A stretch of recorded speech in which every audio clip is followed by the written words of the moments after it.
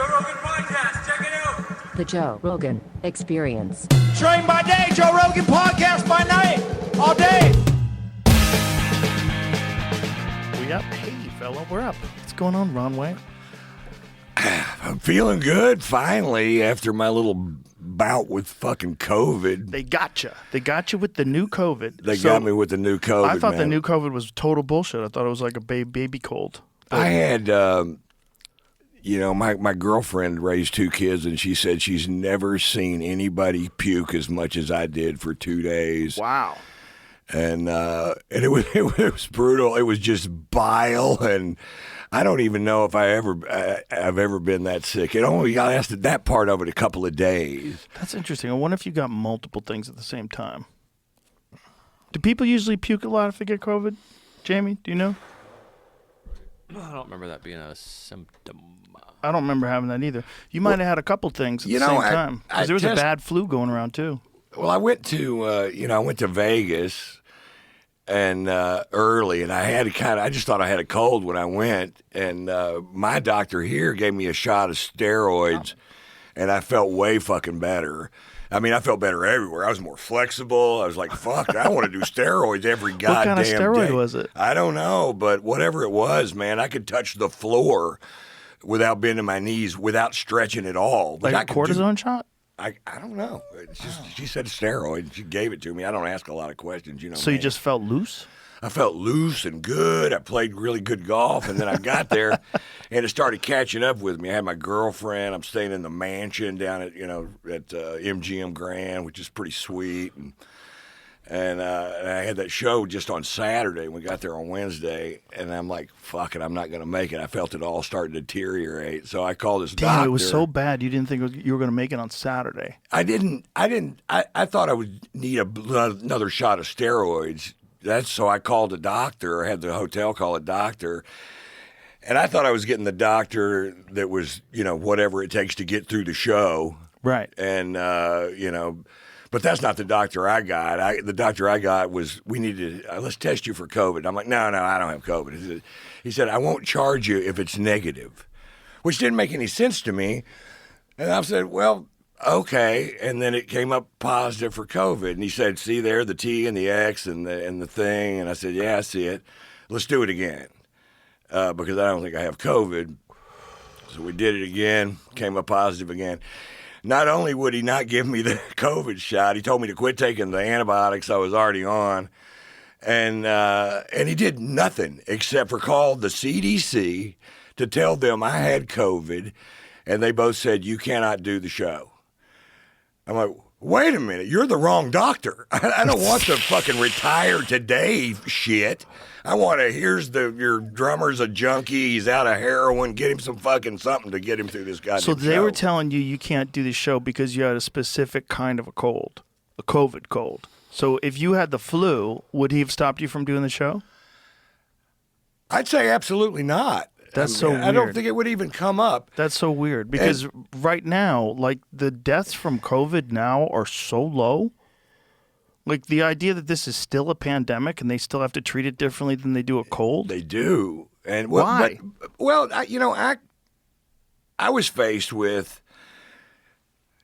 do I cancel a show? Well, that's not the same as St. Louis when they just moved the date and the people from St. Louis come back out. This is Las Vegas. Right. A lot of those people come specifically to see me because I don't do all those shows that I used to do. So It's kind of, if you want to come see it, that's a good place. And so it's a problem. It's a refund. You got to refund them all because those people aren't going to be there.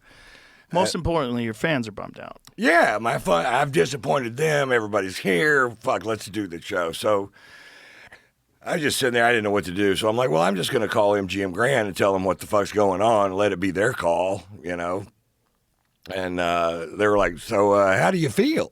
I'm like, I feel like I can make it through the show. And they're like, well, I say let's just go ahead and do it. It's a big room. You're not within 6 feet of anybody. It's 2025. It's 2025. If you told me you did tell me you had COVID, and I gave you a big hug on Monday. I saw you on Monday. Yeah. When we did Kill Tony.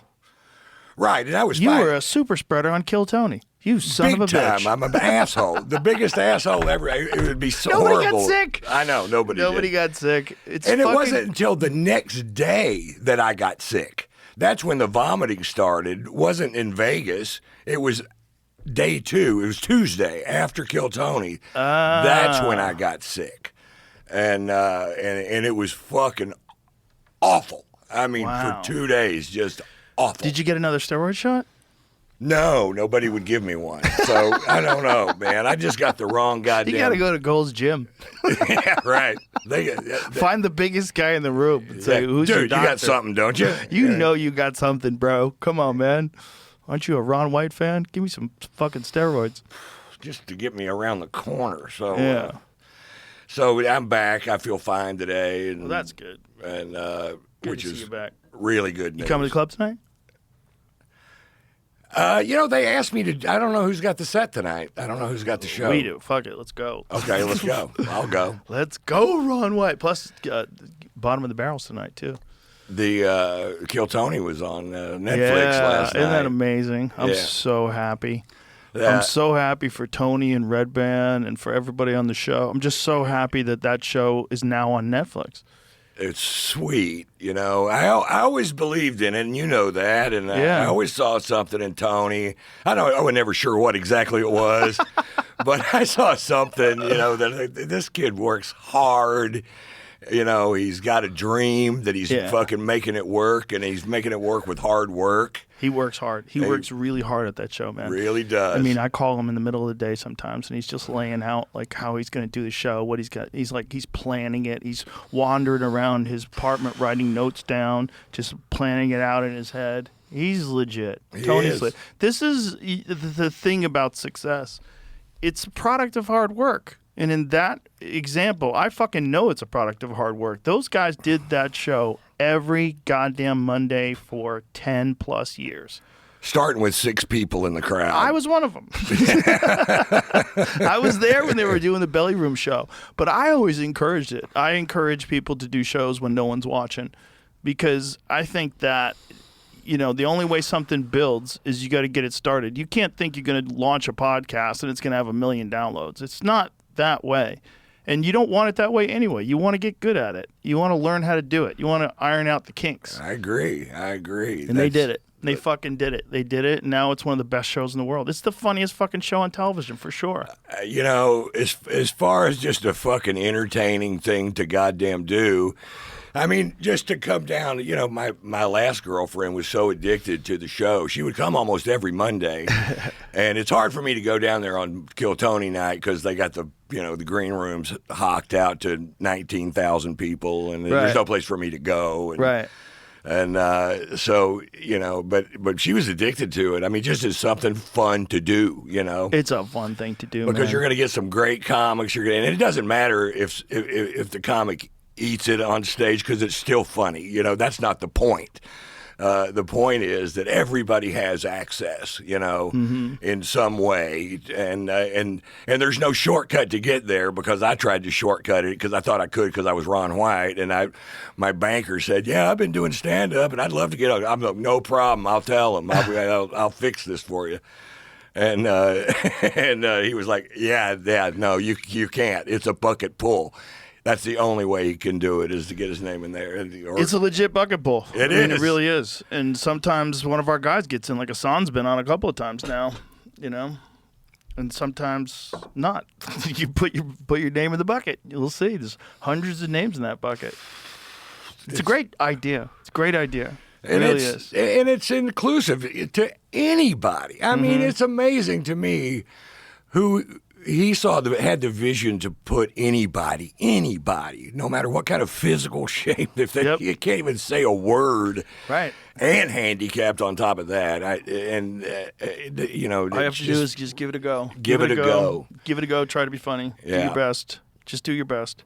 Yeah, And so there's a lot of people doing their best. I'm thrilled. I'm thrilled for the success of it. It's know? incredible. Yeah, it really is. It's fun too. It's like it makes everything more fun. When there's a fun thing like that out there in the world, more of us have fun. We have more fun at the clubs. We have more fun talking about comedy. Yeah, and it made me really proud too. To I mean, just to walk out on stage, and it's, it's you and Shane and Segura and Tony and these are my friends. These are my buddies. This is my tribe right here, and we're doing something really special, and it's a fucking hoot. It is a fucking hoot. It's a fucking hoot. Yeah, and it's that club's the best place for it. I had a nightmare the other night. Oh no. Yeah, and it was about the club. Oh no. And that I was the headliner that night. And I got down there, and there were like 9 11-year-old girls, and that's all the tickets we could sell. And I was like, "Did you tell them I was coming?" I'm like, "Yeah, we put it in the thing, and nobody showed up, Ron, except for these chicks." And if I was your psychiatrist, I'd sit down and go, "Ron, what do you think this means to you? what inside of your subconscious makes you think that only 11-year-old girls would come to see you do comedies?" That's because for 38 years I've been waiting for the end, and it finally happened that night in the middle of that drink. I knew it would happen. I think like that, and it drives me crazy. I don't understand how you can think like that. I just always have because it never works as good as it works for me. I mean, it's worked okay for you, but I mean, these kind of careers don't last forever. Unless they do, and there's not very many of them that do, last fucking 4 decades. And it's a different world now, Ron. I think they do last now.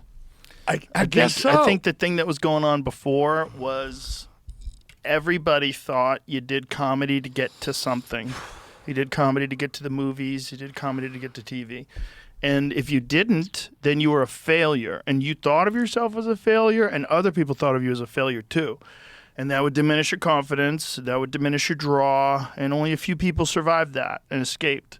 And a lot of great comics, like Richard Jeni, for instance, he got caught up in that and felt like he was a failure and a loser and wound up fucking killing himself. Meanwhile, he was one of the greatest comics that's ever lived. He just missed the boat. He missed the internet boat. He would have been fucking... Yeah, but I missed it too. You didn't, though. But you didn't. You didn't miss it. You didn't. You caught us. You caught the whole wave, brother. You came to the comedy store at the right time. I did catch a great wave. And it's great for all of us that we all know each other. It's great for all of us. There's no more, waves, like in terms of like your career is going to die off. Your career is dependent entirely on your work, and your work's never been better. No, I don't think it has. It's never been better. You're on fire right now. You were killing it the other night. We were in the green room, and we were watching from the balcony, fucking howling. It's great. It's great. There's no reason it shouldn't be great. Like, you've been doing it forever. You love doing it. You're passionate about it. You work hard. You're always writing. Of course it's great. And it's fun, It's the best. I don't think there's any environment that's more conducive to getting chops that really is a gym. Yeah. To me, and everybody there is just getting better. And it's that fucking stage time. There's no fucking substitute for stage time. No substitute. Stage time and a good tribe. Yeah. You got to have that. Because everybody's killing it. Like when I see Hassan up there killing it, I'm like, woo, let's go. I get excited. Everybody's come a long way. A long way. Yeah. And you see these guys like Ari Matty, these young guys coming up. You see all these people, and Cam Patterson on Kill Tony Monday night was on fire. On fire. You see the growth. You see these guys emerging, and you're like, this is incredible. We're so lucky. We're in we have the luckiest job and the luckiest place in the world. I think so, man. And if I was a young comic now, I would go to Austin, Texas. 100%. And find, because there's just all that stage time. And now you don't actually automatically get to go to the mothership, but that can be your goal. You can get in there, man. You can get in there if you're good. You can get in there if you're good. There's a lot of guys get in there. All you have to do, a lot of women get in there, a lot of non-binary people. All you have to do is just be good. Yep. There's showcases all the time. Adam's picking people all the time. People see you. If you're funny, your shit's on the internet. It's like the path has never been clearer now for a young comic. I mean, when I was young, starting out, it's like, how do you do this? How do you get on stage? How do you get a manager? How do you get paid? How do you do? Right. Now it's like it's kind of laid out. It is, and there are people also hanging around like me that have been through all this stuff before. The growth spot to know how to get better. Because I was like you. There was no direction. There was nobody giving advice. There was. you just looked at it and went, okay, I'll try this. Yeah, let's see. And Well, you made it late in life too. That's probably why you have this thing in your head. Because when did Blue Collar was like? How old were you when that tour kicked off? 45, I think. Yeah. See, about. that's why. That's the thing. You know who else had that same sort of feel? Phil Hartman. Phil Hartman didn't get on Saturday Night Live. I think he was 36. That was his first break. 36? Mm-hmm. Yeah, I'm pretty sure. Now, did he do stand-up also, or is he a comedic He was actor? going to. He would do some stand-up to warm up the crowd sometimes. Oh, okay. And he would fuck around. And he and I talked about it. And I said, anytime you want to do it, I go, I'll take you to the store. I go, you can get on stage. I go, you don't need a lot of time. You just put together 5 minutes. I'll help you. I know you could do it. And he had some really funny impressions. He had a really funny Bill Clinton impression. Right. He was a funny fucking dude and a hard worker. You want to talk about a hard worker? That dude used to make me. Everybody felt like they weren't a professional when they were on that guy, because he'd have tabs and shit, a notebook where all his scenes were. Everything was organized. Yeah, I already feel unprofessional. While he was doing that, he was also trying to take his pilot's license. In between scenes, he'd be reading airplane books. Jesus Christ. What a fucking tragedy, man. What a fucking tragedy. Oh, bro, you don't know the half of it. I tried to get him to divorce her a long time ago. I told him, right when he was struggling, I said, man, just give her half. Just get out. You'll make more money. And he was like, well, it's not half. It's a scam. The lawyers get a third. Yeah. It's a third. You get a third of your fucking money. Okay. Just give her the money. Just give her the money. Money is fun coupons. Right. If you're having money and you're not having fun, then what do you got? You gotta cut something off. You gotta figure out where's the cancer. Hack it off. Hack off that melanoma and let's get this party rolling. You shouldn't be involved with someone that you hate. That's crazy. You come home to someone who hates you. That's crazy. That is insane. That's crazy. And I've been in bad relationships before that I cut off, and of course. And then all of a sudden you can breathe again. You're a different person when you're in a bad relationship. You're bad too. You're not your best. Just like a bad friendship. You're not the best friend if your friend is a cocksucker. You're good friends with good friends. Right. We all inspire each other. And if you got a one-way street, or if you are one of those unfortunate people that hooked up with a hot lunatic, because that's the problem. You got a hot lunatic. Right. And they're sexy and they're fun for short bursts of right. a few hours at a time. And then you're like, oh my God, this person is in my life. And if you move in with them, oh Christ. I know. And if you have kids with them, oh Christ. And if you're married to them, oh Christ, you married a hot lunatic. The hole gets deeper and deeper and deeper. This episode is brought to you by Uber Eats. Summer is almost here, and you can now get almost anything you need for your sunny days delivered with Uber Eats. What do I mean by almost? Well, you can't get a well-groomed lawn delivered, but you can get chicken parmesan delivered. Catamaran, that's a no. Lemon meringue, that's a yes. A day in the sun, no. A bottle of rum, yes. Uber Eats can definitely help you out with that. Get almost anything delivered with Uber Eats. Order now. For alcohol, you must be legal drinking age. Please enjoy responsibly. Product availability varies by region. See app for details. You're Johnny Depp and you're on TV. Yeah. And you're in the court. With the whole thing falling to pieces. The whole thing falling to pieces in front of the whole world because you married a hot lunatic. And that's the thing about symmetry and beauty and women who are sexy. They just can trick you. And men are so easily tricked or so vulnerable. Oh, I'm the worst. It's so easy to lead me down a road. I'll just sniff my way. Oh, this is bliss. I'm in love. We're going to elope. Fuck it. I don't care about my money. Yeah, she used to insult him at parties and shit, Phil Hartman's wife. It was really rough. I remember we all went to this party once, some industry type party, and she was insulting him, and I was like, oh, I had to bite my tongue, which I'm not very good at, No. And I was like, and then, he and I were in his little dressing room, And I was telling him, man, like, there's another way. You don't have to do. You're a great guy. Like, you're a great guy. You're a lot of fun. You'd be a better person if you were with someone better. Like, you'd feel better about yourself. Like, you can't be feeling good about yourself. Fuck no.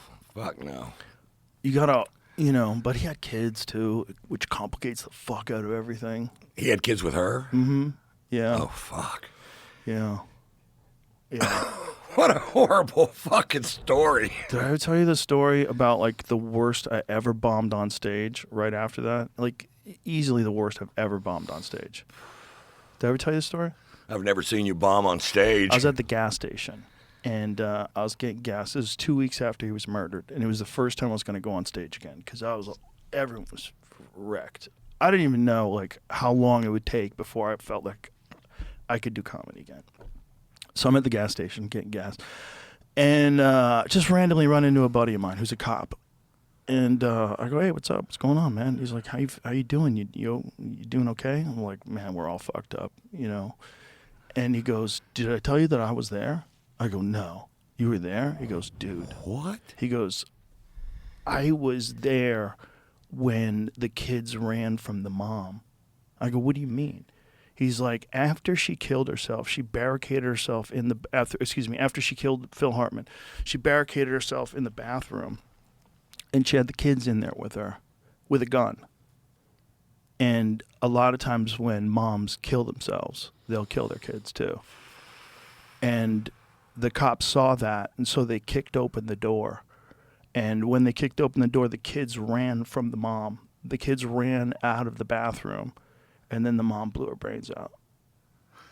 Fuck, I forgot about that part of it. I mean, I forgot that she killed herself. And then I'm seeing my friend at the gas station right before I go on stage. I'm going on stage in about 45 minutes. Jesus. Yeah.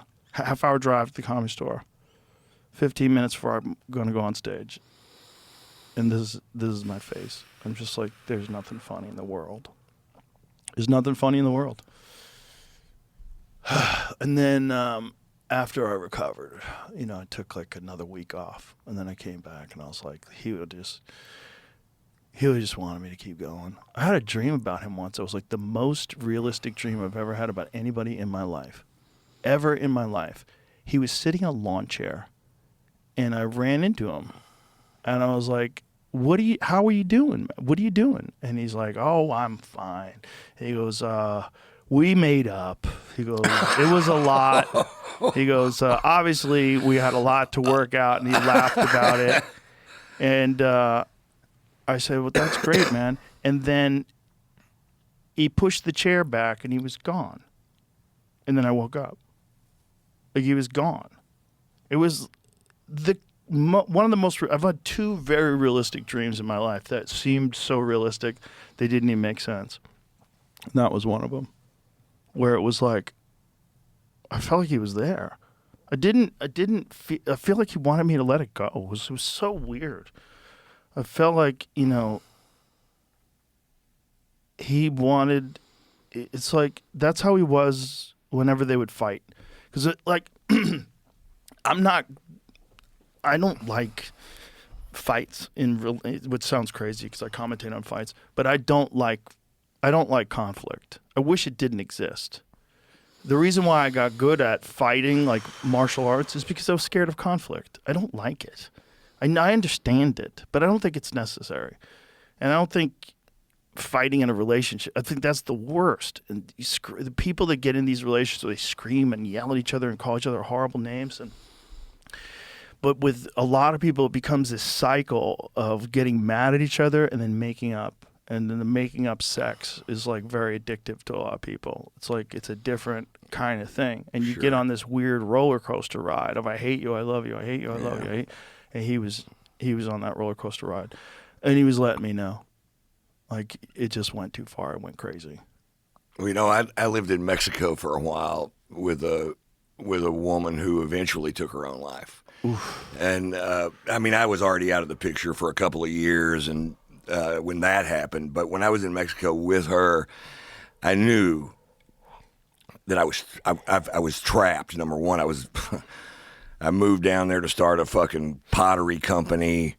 because I was frustrated with stand-up comedy. They had just cut the Funny Bone chain had just cut my pay by a third. Ugh. Because they realized that I just worked for them. Oh boy. And I couldn't patch this schedule together without them. Oh, what a bunch of So assholes. I told the guy that ran the Funny Bone, Gerald Kubach, to go eat a steaming bowl of fuck. And I don't even know what that would look like. I don't know, but it cost me a lot of work to say it, but it was still fun to say. And Wow. but I moved with her down to Mexico, and I knew that she was crazy, and the way it came up was she had called a friend of mine and told her that sometimes she stands over my bed with a knife and just stares at me, and my son was there also part of the time. And I'm like, well, that's over. I got to get out of this.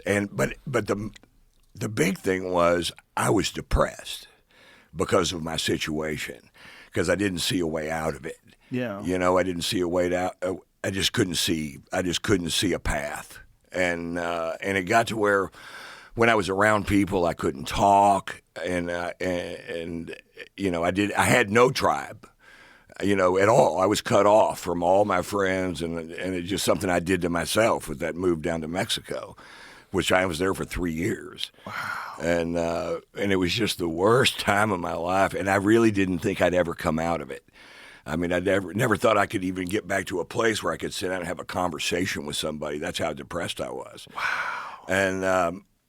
And when it was funny because I moved into Mexico, I had the biggest truck that Ryder makes, pulling the biggest trailer they make, my van pulling the biggest trailer they make, all headed down south. All your shit. To everything, moved to Mexico. Why Mexico? Because my girlfriend at the time did this mosaic tile application to existing pottery, and she would sell it at art shows or craft shows, you know, whatever.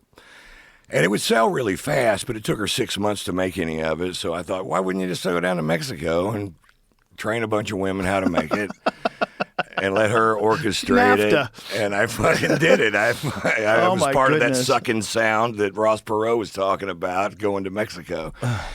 3 years later, I had the exact same equipment headed on north out of Mexico with the same exact truck, trailer, everything. Oh, that was a bad idea. 3 years. And Wow. but She must have been hot. Oh, she was so hot. Oh, she was so hot. And I'd never been with a hot woman before. I'd never been with. I mean, that was my girl, you know. And, Yeah.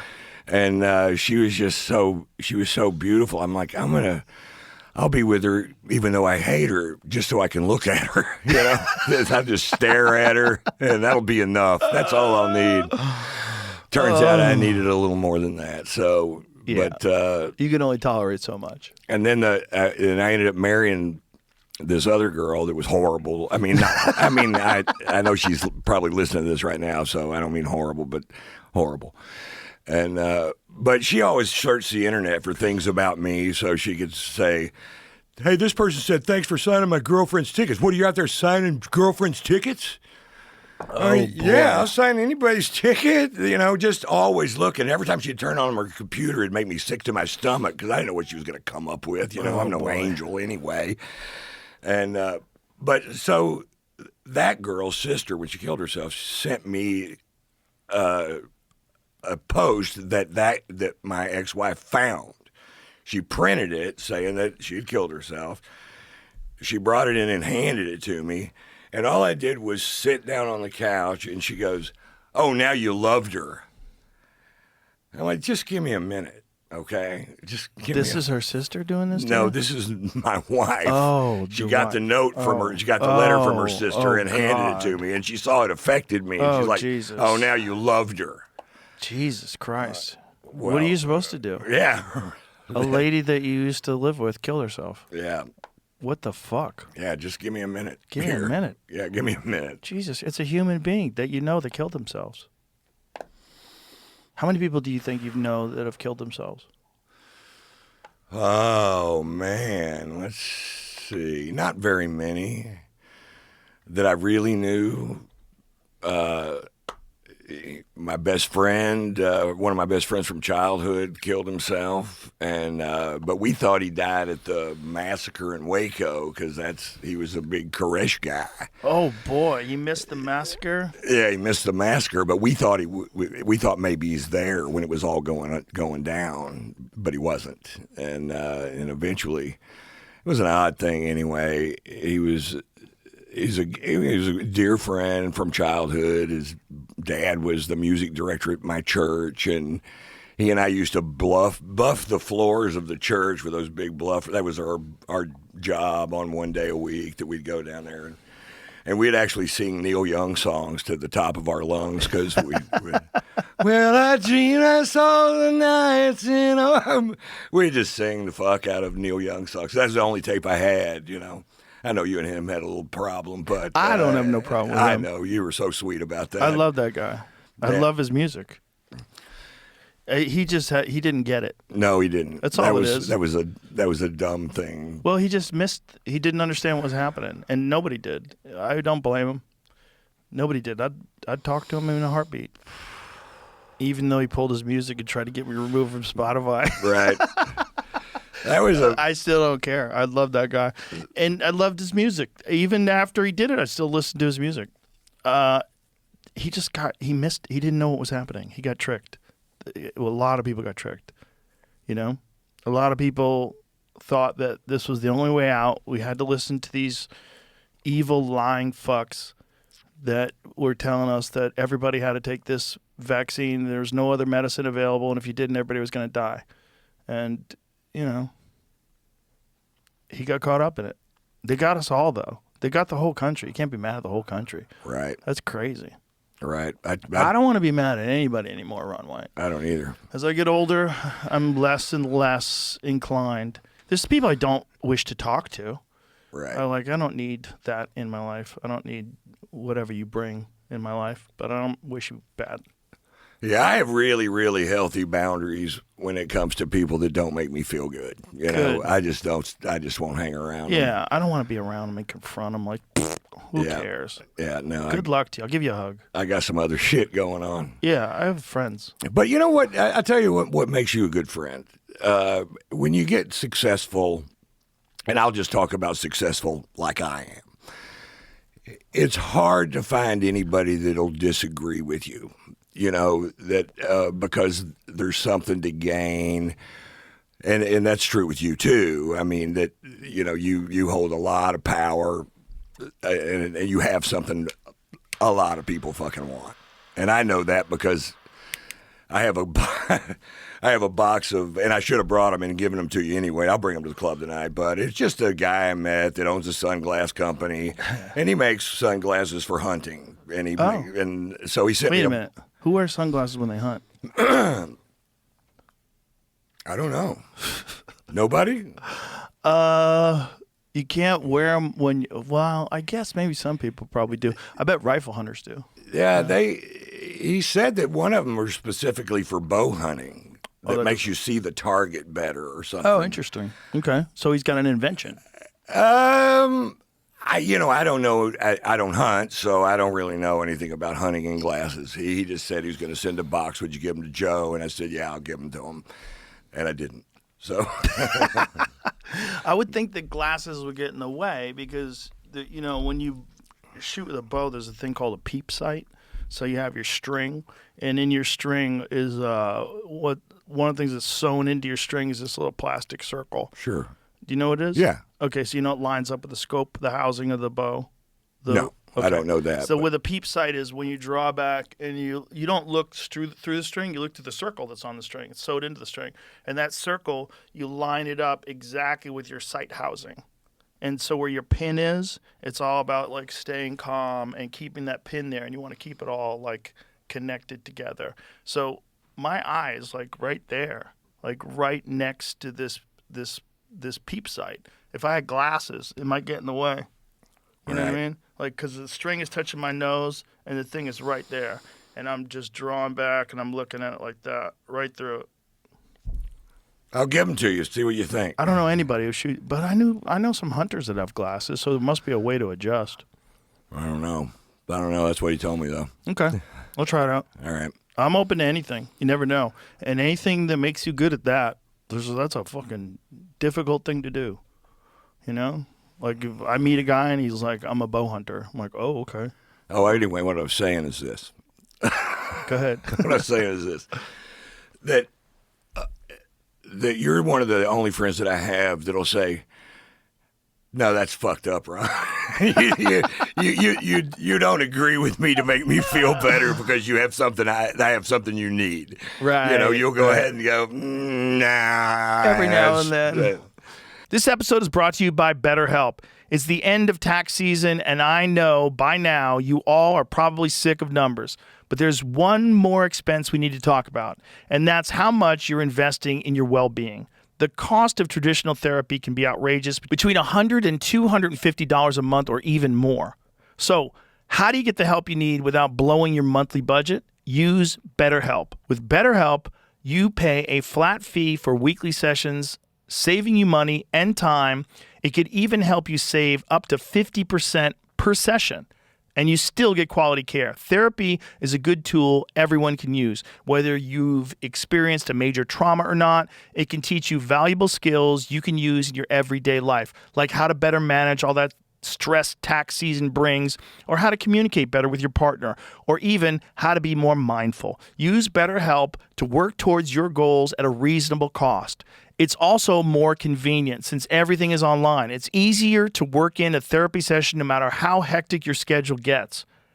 And as one of the largest online therapy platforms, BetterHelp has access to thousands of therapists with all sorts of specialties, so you can find the right fit for you. Your well-being is worth it. Visit BetterHelp.com/JRE to get 10% off your first month. That's BetterHelp, HELP.com/JRE. Well, that green room's great for that. Mm-hmm. A lot of this, because everybody knows that everybody loves everybody, so everybody can just talk openly about anything. You know?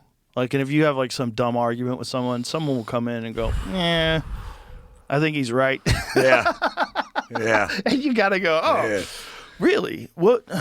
Okay, let me think about it. You need that in your life. You do. You don't want to be a tyrant. No. You know, and that's what happens to a lot of successful people is they get real insecure, and so they become kind of a tyrant, and they don't want to listen to anybody else. You know, you see that with people that are like on shows. They run the show. The show's all about them. You know, they're the show. And they're the producer and executive producer, and the cast all kisses their ass, and they're at the top of the fucking casting call or whatever it is, call sheet. Yeah, it's a bad place to be. You don't want to be there. Don't do it. Don't do it. You got to resist the urge. So I went back to my ayahuasca place. Down in Costa Rica. Boom, boom, boom. So I went 4 years ago, right? And that's when I quit drinking. Right. Which you know I did, right? Yeah. You know I quit drinking. I quit too. When? A month ago. I knew that you weren't drinking. Yeah, but I didn't know. Stop drinking. I didn't know that it was a. Yeah, I think I'm done. Yeah. For no reason other than it's not good for you. Yeah. No, I didn't have to. I enjoyed it. Right. No, you were having a good time. I was watching. But the days after drinking were just too rough. And I'm like, what kind of a moron who takes so good care of his body is poisoning himself a couple of days a week for fun? You know, why am I doing that? And then I'm like, well, will I have the same amount of fun if I don't poison myself? Turns out, yes. Exactly. Right. Well, there's more than one way to skin a cat. I mean, you haven't quit everything, right? Exactly. I mean, yeah. And I'm just skinning the cat a different way. Tell me about your cat. Well, I'm going to play some Eco Rose. Did they play those while you went through the... There we go. Jamie's got them already. So what's that? This is the songs that a lot of the shaman like to play while you're tripping balls. Oh, okay. And if they play this song while you're under the influence, the hallucination will dance to the songs. Oh, wow. There's certain songs you're like, I don't get it. Like the Grateful Dead. I've never been on acid at a Dead concert. But they say, if you are, you get it. So, like, I'm missing that part. Right. You know?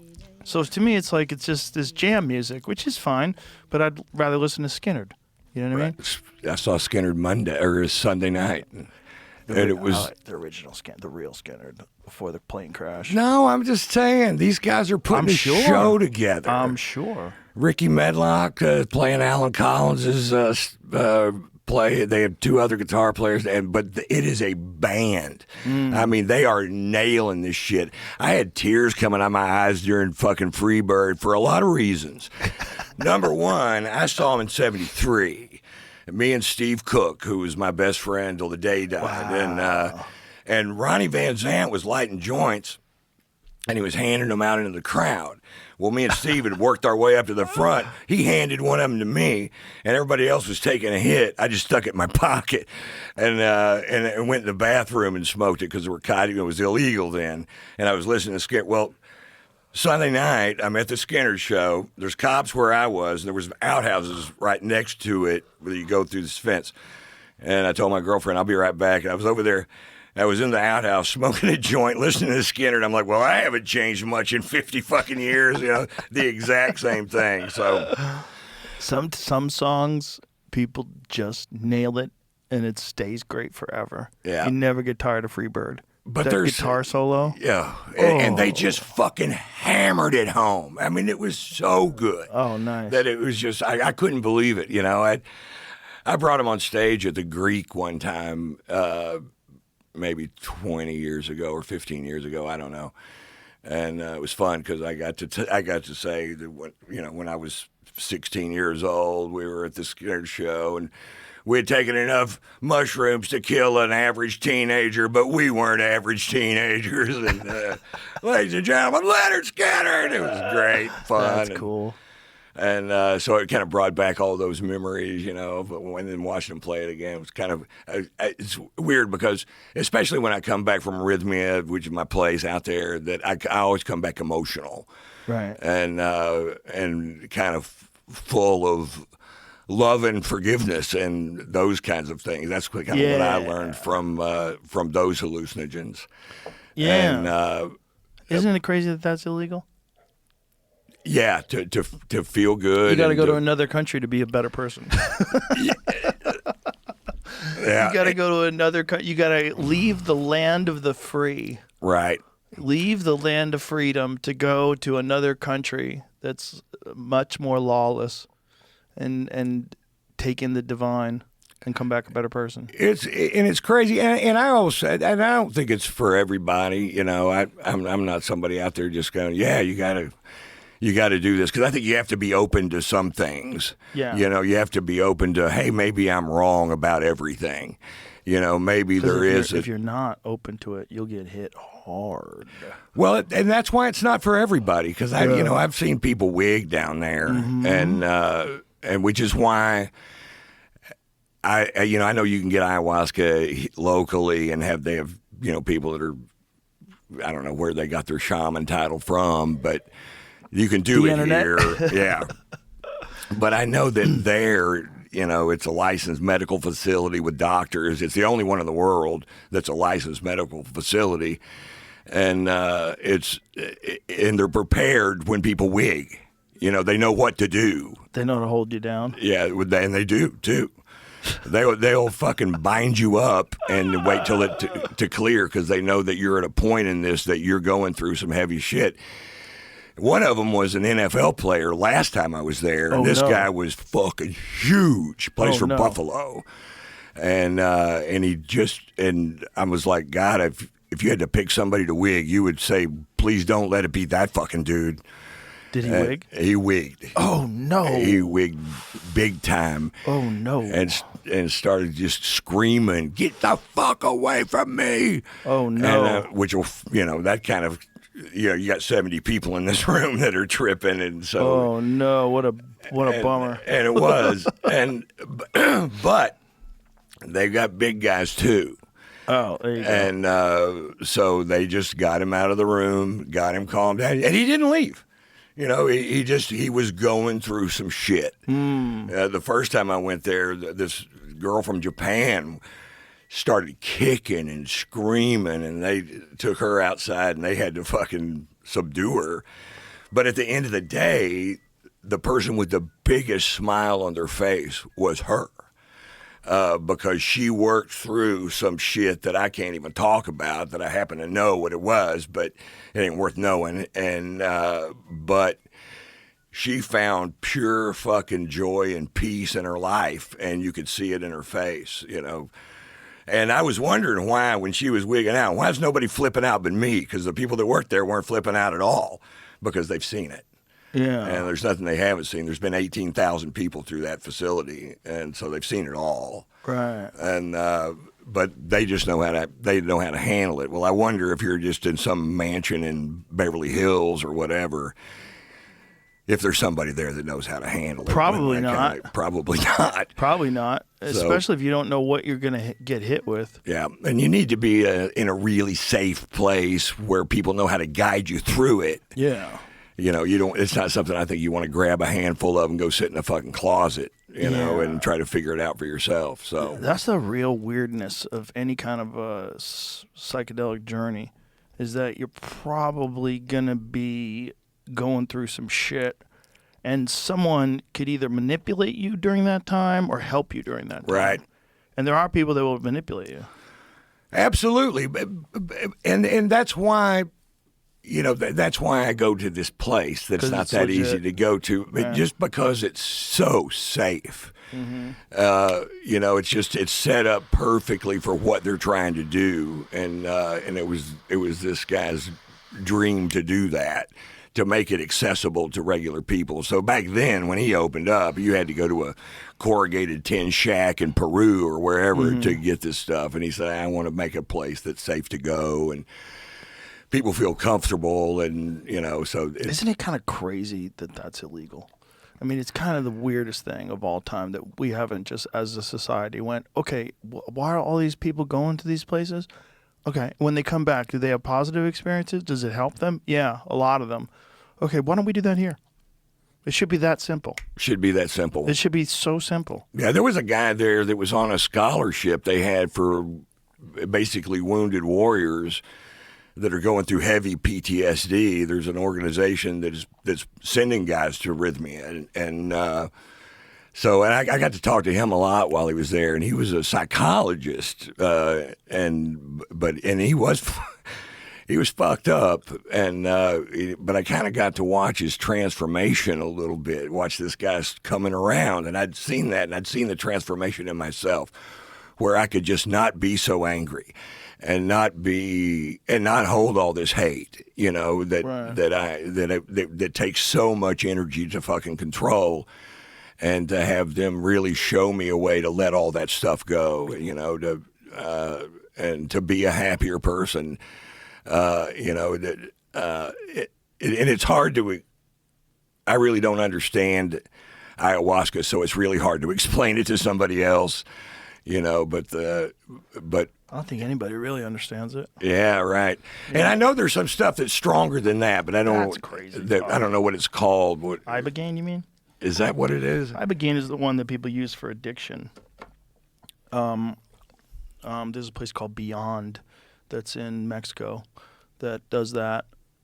Rick Perry was telling us about that. A lot of former Governor Rick Perry is now part of that. He really wants to bring Ibogaine to Texas and have treatment We can't centers. even get gambling here. I think they can get Ibogaine. I think especially with a Republican like Rick Perry, who's really concerned about the mental health of veterans, because I think that's where it really shines. Ibogaine in particular helps a lot of people. It gives you like a review of your life. Apparently, I've never experienced it, but the people that have very positive things to say about it, and it's incredibly good at helping people get over addictions. It has a very high success rate. For one treatment, I think it's in the 80%, and then if you do 2 treatments, it's in the mid-90s. That's fucking amazing. Yeah, people that never go back to the drugs, never go back to whatever it is, gambling, whatever you have. Whatever's wrong with you. All you got to do is figure out what's wrong with you. Yeah, you got to figure out why you're doing that. Like, what is this pathway that I keep going down that's sabotaging my whole life, and why can I not resist it? Why do I keep reaching for the bottle? What is it? Why do I keep snorting coke? What is it? What is it? Well, that was the question I had with myself, because I drank like a fool for years. You don't say. It was funny because whenever I was single again, and I was in the green room, and I said, maybe I'll start drinking again. And everybody at one time went, no. Yeah. No, that's not it. I was just kidding. I was just kidding. Well, you quit like that, though. You did you were gone. I did, and but I went to Rhythmia with intention. I wanted to know why I was doing this to myself and why I could not see a way to quit. And it was so tied up in my persona, my stage presence, who I really was at the time. And I'm like, why is this all tied to me? And why can't I shake it? And so with that, I also went through hypnosis because I had to get sober before I went to, because that's not what their deal is. They're not a treatment facility. It could be a byproduct of it, but they're like, yeah, we're not gonna, we don't have detox here, so you have to quit some other way. And once you've been sober for a month, you can come down here, which is exactly what I did. I came up with a way to do that through hypnosis, which I thought was pretty effective. But I got sober once before in one of those rehabs in Malibu for $90,000, and which was. At the time, I was spiraling. I was living in a 5-star hotel in Beverly Hills. I was doing a bunch of blow. I was screwing expensive hookers, which was exactly my life plan. I'm like, okay, here it is. This is, and it ended up feeling pretty hollow. And I ended up going there, and I stayed sober for about maybe 6 months or something like that, but it was white knuckle the whole fucking time. Of no fun. But when I did it the way I did it, when I checked into that facility, I got the night sweats so bad when I quit that they had 2 beds in the new people's things, and I would soak the sheets in one of them and move to the other bed and soak the sheets in that one. I was detoxing big time. Never happened this time. I never had a night sweat, never regretted it, never thought about it again, never tempted to drink again. And I own number one tequila still, and it's there at the green room every night. And it doesn't even bother me a bit. That's interesting. So that's what the big fear a lot of people have is, how will I still be around bars? Right. And is it a little awkward at first? Yes. And do I hang out in bars all the time other than our club? No, I don't. I mean, I'll go listen to music if there's something, but just to go to a bar and hang out, I just don't do it. Right. And for whatever reason. Well, it's not that much fun being around drunks when you're sober. No, it's really not. You got to be in the vibe of the drunks to appreciate drunk talk. Yeah. When you're sober and someone's drunk and they're telling you some fucking story about their boss being a douchebag, it's like, whoa. Right. So, and I also have a natural tendency to just kind of isolate anyway, and so I really, that's one of the things I love about the club is it gets me out of the house. It gets me to go down there where my friends are and do what I do for a living, and what I do for a living and what I do for fun, both. I think a lot of people have that problem, that isolation problem, Yeah. Yeah, because I think that that people like you and I think a lot gets dumped on us, because I'm of all the friends that I know that I've known for a long while, I'm the only one that's been very successful, not out of my comic friends, but out of my regular friends, and it seems like I have to take in a lot of stuff, and I never knew how to get rid of it. So I would just get to the point where I was full and I couldn't take anymore, and that's when I would isolate myself. Right. Too many people want something from you. Too many people want something. That's why I'm gravitate towards you, is because I know you don't want jack shit from me except for me to be your buddy and let us be brothers in comedy and whatever. So and life. And so, so that's really good for me. Even today, that's what gets me out of the house sometimes, Oh, me too. And I mean, I love being home. I love being home with my family, hanging out. But my comedy family, I love being around too, and that's what I feel like. I feel like especially when comics are in town that I don't get to see that often. Oh, it's cool as shit. Oh, we all hang out together. It's beautiful. Who were those two actors that were at the club the other day? It was so much fun to have them in there. It was Which night? Fuck, I don't know. We get a lot of visitors. When Woody was there? No. Will Arnett and Brad Cooper. Yeah, Bradley Cooper and it was fun to have them in the green room because we we're all around each other all the time. So it was fun to have new people in there with stories we've never heard. Oh, I wasn't there for that one. Yeah, it was cool as shit. Just to have them hanging out. Good guys. Yeah. Woody was there. You weren't here when Woody was there? No. Oh my God, he was so much fun. He's so fun. Did he do your show? No, he did my show, but then that was nights before that, and he just wanted to come to the club. He's been to the club a couple of times now. Harrelson? Yeah. Oh, I didn't know that. Yeah, he's just been hanging out. Fuck, I always wanted to meet that guy. Oh, he's so nice. We just all hung out in the green room, and he was just like one of the boys. It was so easy. How fucking cool is that? So cool. So he's so easy to talk to. So and talks to everybody the same way. He's like so easy. He's just a genuine dude. He don't even have a phone. You can't even get a hold of him. Really? Yeah, he don't have a phone. Doesn't have email. Doesn't do email. Fuck you. Oh shit. Yeah, he's got an assistant that handles everything. Yeah, it's just probably a freeing thing. Just stop. Just stop. Leave me alone. Right. Well, I don't answer emails anyway. But it's also like, let me think about what I think about things instead of being inundated by all these other people's thoughts constantly all day long, which is valuable. It's good to get other people's perspectives on things. I think it enriches you. But at a certain point in time, you become captive to it. And I think there's just too many people that are captive to other people's thoughts. I think so, too. That's why I'm so close-minded. And I really am. I'm truly close-minded, and I think you're open-minded. And I try to be. And I struggle with that because just letting people pour information into my head, I just tend to avoid it. I am engaged, in that I do follow things closely, and not the stock market, but everything else. But that's been a little bruiser. Don't follow the stock market right now. It's so baffling. It's so crazy. Like, what is going on? Like, the whole world is mad at us.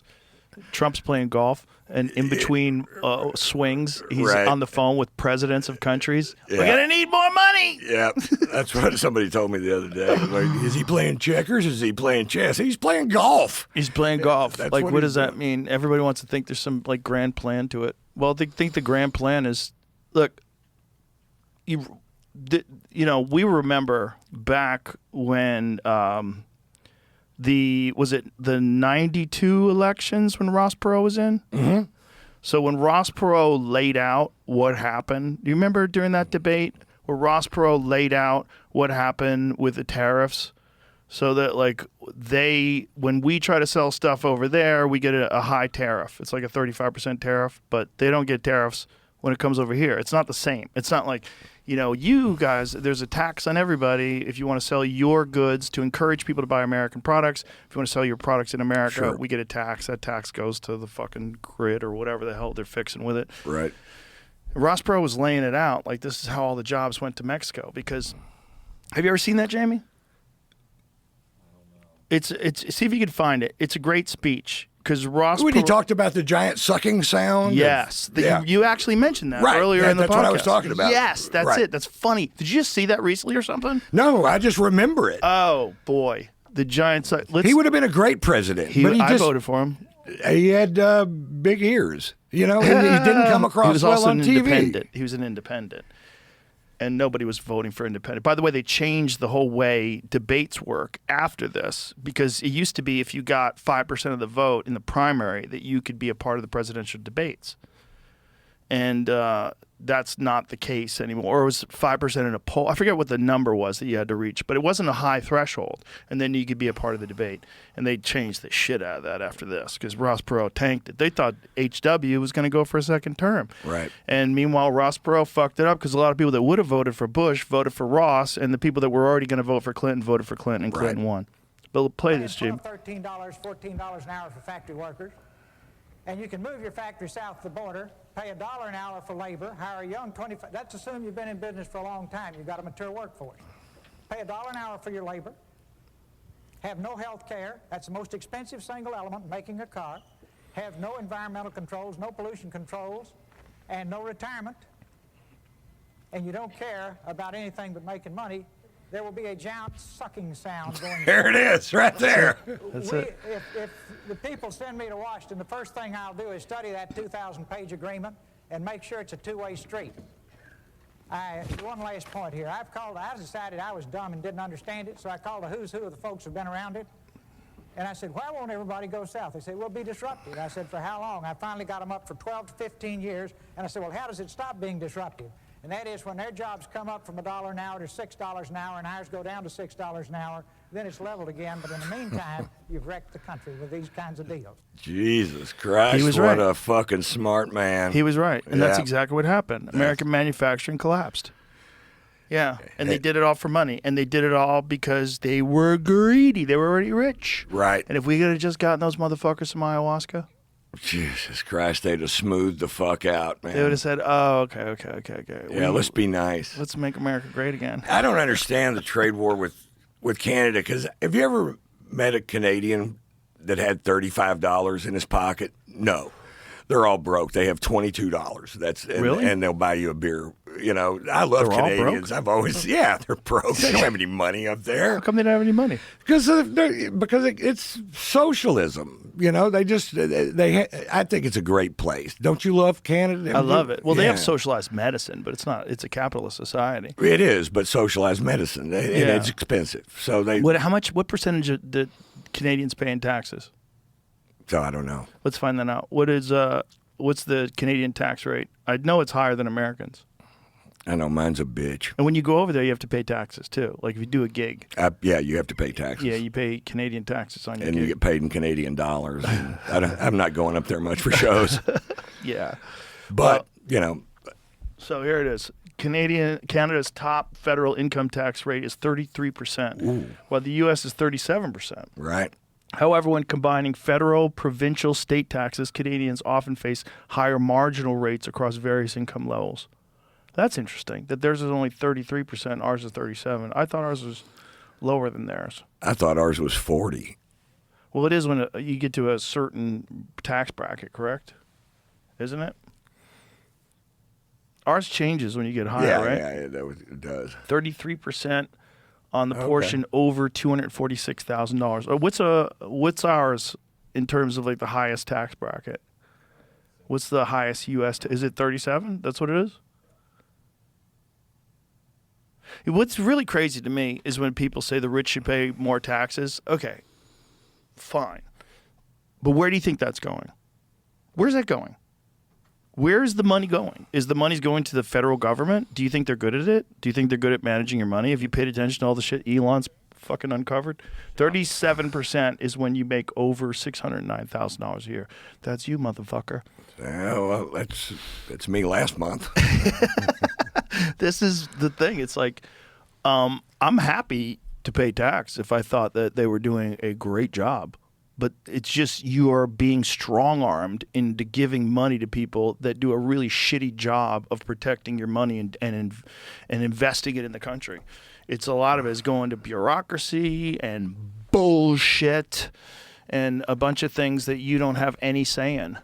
If you could like opt out of it, if you could like imagine if you like pick what you know, if you had like a whole tax sheet, would you like your money to go to? Would you like your money to go to overthrowing governments? No. Like, what if the federal government's budget was entirely based on the will of the people? Like, you get to choose. Like, how much of your money you want to put into drone strikes in Yemen? I say I don't want zero of my money going to that. You know, how much money do you want to go to this or that or clean water? Okay, clean water sounds good. You know, how much infrastructure? Yeah, fuck yeah, fix the streets. Well, I'm kind of, I agree with you, and I've just heard you say this, that, that everybody should have access to health care and education. 100%. And the whole country. The whole country, We should be a everybody. That community. would rise us all up. 100%. Less losers. Yeah. That's how you make America great. Less losers. Less people that are saddled down with a lifetime of debt because they broke their leg. That's crazy. Yeah, all my son's friends are all saddled with $90,000 worth of fucking student loan loans. debts, and Subsidized. And my son was lucky enough that I had enough money to pay for his, and so he doesn't have that burden. But God damn it, nobody should have that burden for an education. And it's just a for-profit institution that roped you into thinking that was necessary, that you have to be. And by the way, you can get as good an education right now online as is available anywhere on Earth. If you have the Online. discipline. If you have the discipline. Right. Yeah. That's what's so wild. That's what's so fascinating about this time, is that it is basically obsolete, and yet people are still paying $70,000 a year for it and more. Like, what does Harvard cost? How much is Harvard? What's Harvard's yearly tuition, Jamie? What do you guess? I was like, at least 50, 60. Yeah, at least 50. Imagine if you're a middle-class guy and you got 2 kids and they do real good and they don't have scholarships and you got to pay for them. I can't imagine. I mean, I don't see how people do it. I mean, I really don't. Barely do it. Oh, boy. The total cost of attendance, including fees, housing, and food, reaching around $82,000. Undergraduate tuition is $56,550 for a year. That's a lot of money, man. Oof. That's 1 year. Oof. And if you drop out after 1 year, then you have nothing and you're down 80 grand. But if you make it through those 4 years, now you're 200 grand in the hole that you owe. And then you have to get a job, and then you get a job that pays 50. And you're like, what? Yeah. Oh my God, How I'll do we never pay wash this this? off. Right. I'll never pay this off. And then you have to throw a couple of kids on top of that. And You know something wild? There's people out there, their Social Security is getting docked because they owe student loans. So they take money out of your Social Security to pay for your student loans, because the student loans is the one thing you can never escape. You can't bankrupt it. Which is so crazy. It's cruel. It doesn't make any sense. You're saddling an 18-year-old with the burden of a lifetime. Harvard will offer free tuition for families earning $200,000 or less a year. Oh, that's great. To who? That's a new Offering thing. it to who? You can't even get into Harvard. Right, but it's still good. Will be free for students and families earning $200,000 or less a year. College announced Monday. Harvard has long sought to open our doors to the most talented students, no matter their financial circumstances. That's great. Yeah, it is. That's great. I just don't know if it's necessary. I think it's probably necessary for kids to go to school just to, like, a rite of passage, you know? Like, I think ceremonies and rites of passages are missing in our society. Yeah. And especially, I could speak for young men. They don't know when they're a man. Like, am I a man yet? Am I a man? Like, there's some men that, you know, in their 30s, their dad's still yelling at them. You know what I mean? It's like, am I a man? When am I an equal? When am I, you know, we don't have a ceremony. You know, in other tribal societies and all throughout history, people have had rituals, rites of passage rituals, where people feel like, okay, we fucking made it, you know? Like, you have a black belt ceremony. You got your black belt. All right. Right. I made it. You know, I'm in. But, you know, so I think there's a benefit in that society. But then you got to, like, unlearn all this shit your fucking crazy professors are telling you. Did you go to college? Yes. I went to UMass, Boston. Oh, wow. That's a good school. Yeah. Right. Easy to get into. I only went because I didn't want people thinking I was a loser. That's the only reason why I went. I just wasted my time there. I went for 3 years, just wasting my time taking class so I could tell people I was going to college. Oh, I didn't waste any time. I got kicked out of high school in the 10th grade, so, you know, my mind is an open book there. A lot of the pages aren't filled in. And you know what? And I always kind of, I regret that a little bit, you know, that I didn't go to college, that I didn't. What do you regret about it? Well, just, you know, number one, I think I'd be smarter. But I don't know what it is, and I've made it just fine with what I've had, you know, and you know, I've got attention deficit disorder and all these things. It really kept me from doing traditional schoolwork very well. I'm not even sure that's real. Attention deficit disorder? Yeah, I don't think it's real. You don't? No. Let me change your mind. I think there's a lot of people that aren't interested in a lot of things. But when they're interested in when they say attention deficit disorder, why are those guys so good at video games? Like, why are they so good at things that aren't school? I think it's just I think we could categorize it into a bunch of different like disorders and problems, but I think a lot of that is a way to get you hooked on some sort of pharmaceutical drug that's going to fix whatever problem you have that doesn't allow you to sit in class and listen to some boring shit for fucking 6 hours. Right. You got no problem writing jokes, Ron White. No. You got no problem performing. Like it's not like there's not a thing that you can't excel at. That you can pay attention when you're on stage. I don't know. I don't know about that. I think stand-up comedy was the answer to every problem I had. No, because that's what I was good at. You're a comic. You are a comic. Like that's what you're supposed to do. But let me give you an example. But that's my point. Is that there's a lot of different like functions in society. There's a lot of different roles in society. I think they probably tag ADD to people that don't have it. But I know that I still have it. So if let's say that I was going to put together a ceiling fan and hang it in my roof, which I'm not, I could no more do that than the man in the moon without an Adderall. If I take an Adderall, I'll read the directions, I'll put the whole thing together and hang it on, no problem. Without it, I bet you could do it without it. Stare at it. I've tried. I've tried. You're bored. You need excitement. You're a certain type of dude who needs a certain type of stimulation, which is why you like the high wire act of performing live.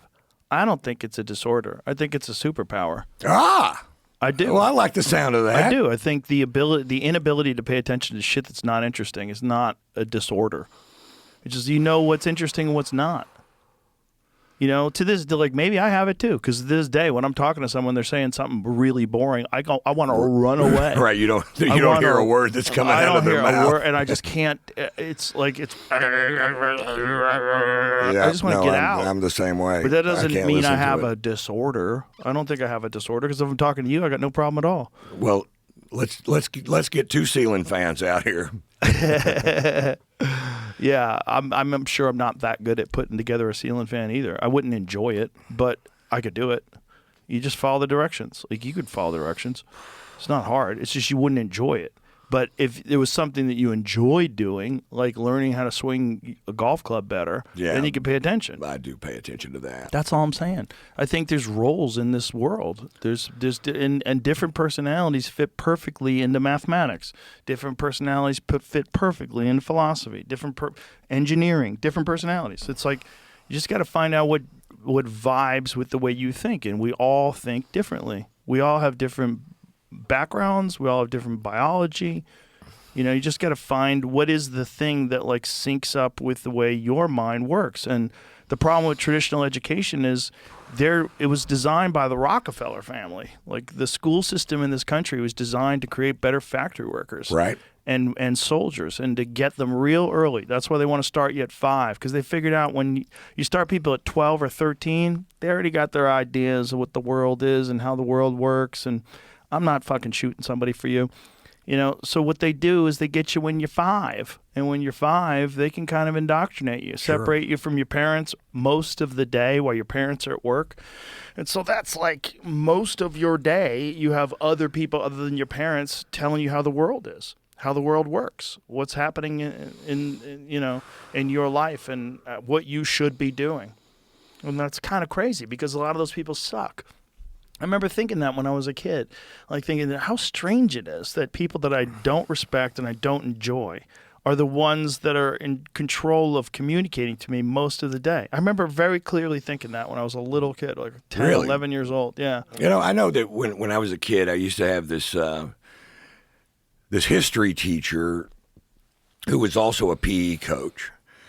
Now, he had something as intriguing as history to teach me, but I could not listen to him talk. So he couldn't even make American history interesting. But a good teacher could have done it. Yes. A good teacher could have roped me in to what was going on and the story of it and how it affects my life and the lives of my parents and my grandparents, how it all went down, and that's an interesting story.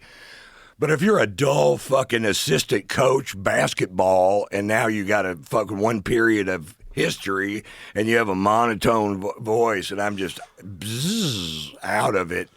I imagine what it would have been like to have access to wonderful educators. Right, but if you were listening to, like, you ever listen to Dan Carlin's podcast? No. He's got this podcast called Hardcore History. It's incredible. Incredible.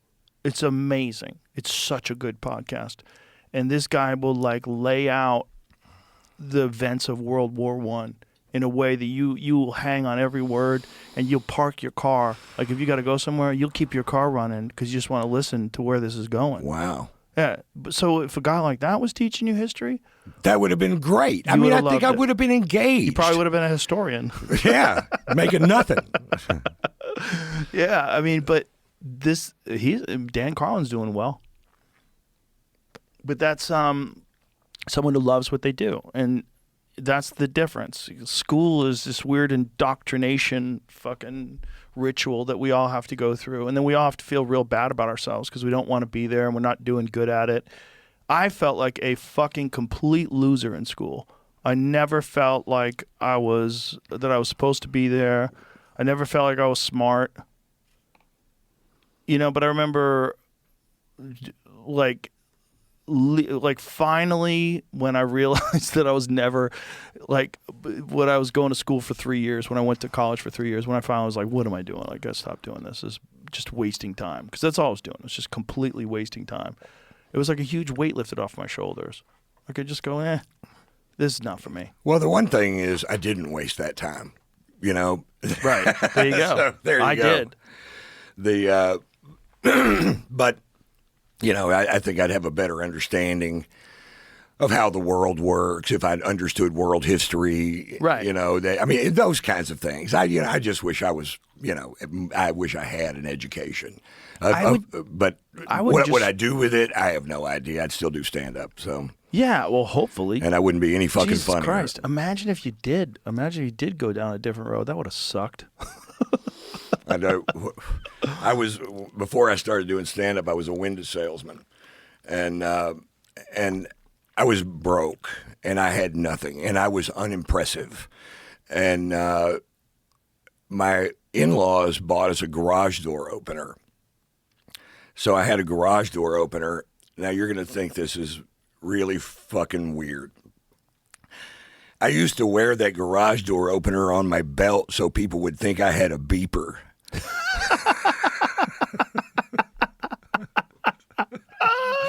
I just hang it, clip it right there on my belt. People don't know about the beeper. Yeah. A lot of people listening right now, I have no idea what that is. Ron and I have been through all the various stages of technological wizardry. Yeah, but the intertwining of our lives, the way the first thing was the beeper. Like, you would get a beeper. Like, my friend Johnny had one. You could page people. You could page him, and he would call the number. Yeah. Hey, what's up? And you'd stop at a phone booth. Yeah. What a phone booth is. And you'd have to, like, put quarters in the phone book and look at the beeper and Hey, what's up?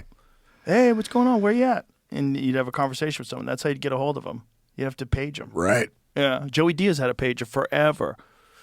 Joey Diaz had a pager deep into the, like, maybe the 2000s. Wow. Not kidding. Yeah, definitely in the 90s he had a pager. Because I remember sometimes he would go AWOL, and I'd be paging him, like, where are you? Like, one time we were doing a gig in Jersey. We're doing Rascals in East Orange, and he fucking never showed up. And I finally got a hold of on the phone. He's like, I'm not going to lie to you, dog. I never left Vegas. I'm like, God damn it, Joey. I'll never forget that conversation. I never left Vegas. I'm not going to lie to you, dog. I never left Vegas. It was just having a good time. But that's how you got a hold of him. You'd have to page him. That was it. And then one day he got a phone. And when he got a phone, you better not fucking text him. If you text him, he'll yell at you. Like Brian Redband used to text him. He goes, stop fucking texting me. And then Joey eventually got an iPhone, and Brian got a text from him one day. I'm like, oh, he's texting? He's like, he fucking texted me. Now we'll text you. But he doesn't like to text. How's he likes you to call. doing? He's good. Yeah. He's coming down soon. He's going to be here in a couple weeks. Good. He's coming real soon, right? When is he here? 2 weeks. Okay. Yeah. He would. He only wants to talk to you on the phone. I go, why? Why don't you like talking to people? He goes, I'm insecure. I want to hear your voice. I want to tell you I love you. Yeah. I'm like, okay, I get it. He's old school. Yeah, he calls me every once in Yeah, a he while likes just to to call say you. hello. Just to say hi. Yeah, just to say hi. Yeah, he's like just checking on you. He might be the number one dude that I just talk to mostly on the phone. Very few text messages between me and Joey. Then I'll ask him like, hey, is April 22nd good? Yeah, we're good. Okay. See you then. So is he going to come down to do sets? And He's coming down to do sets. He's getting ready. He's going to do a special. So he's doing a bunch of shows. He's got a residency. I think he's doing it in Philly. Is he doing it in Philly?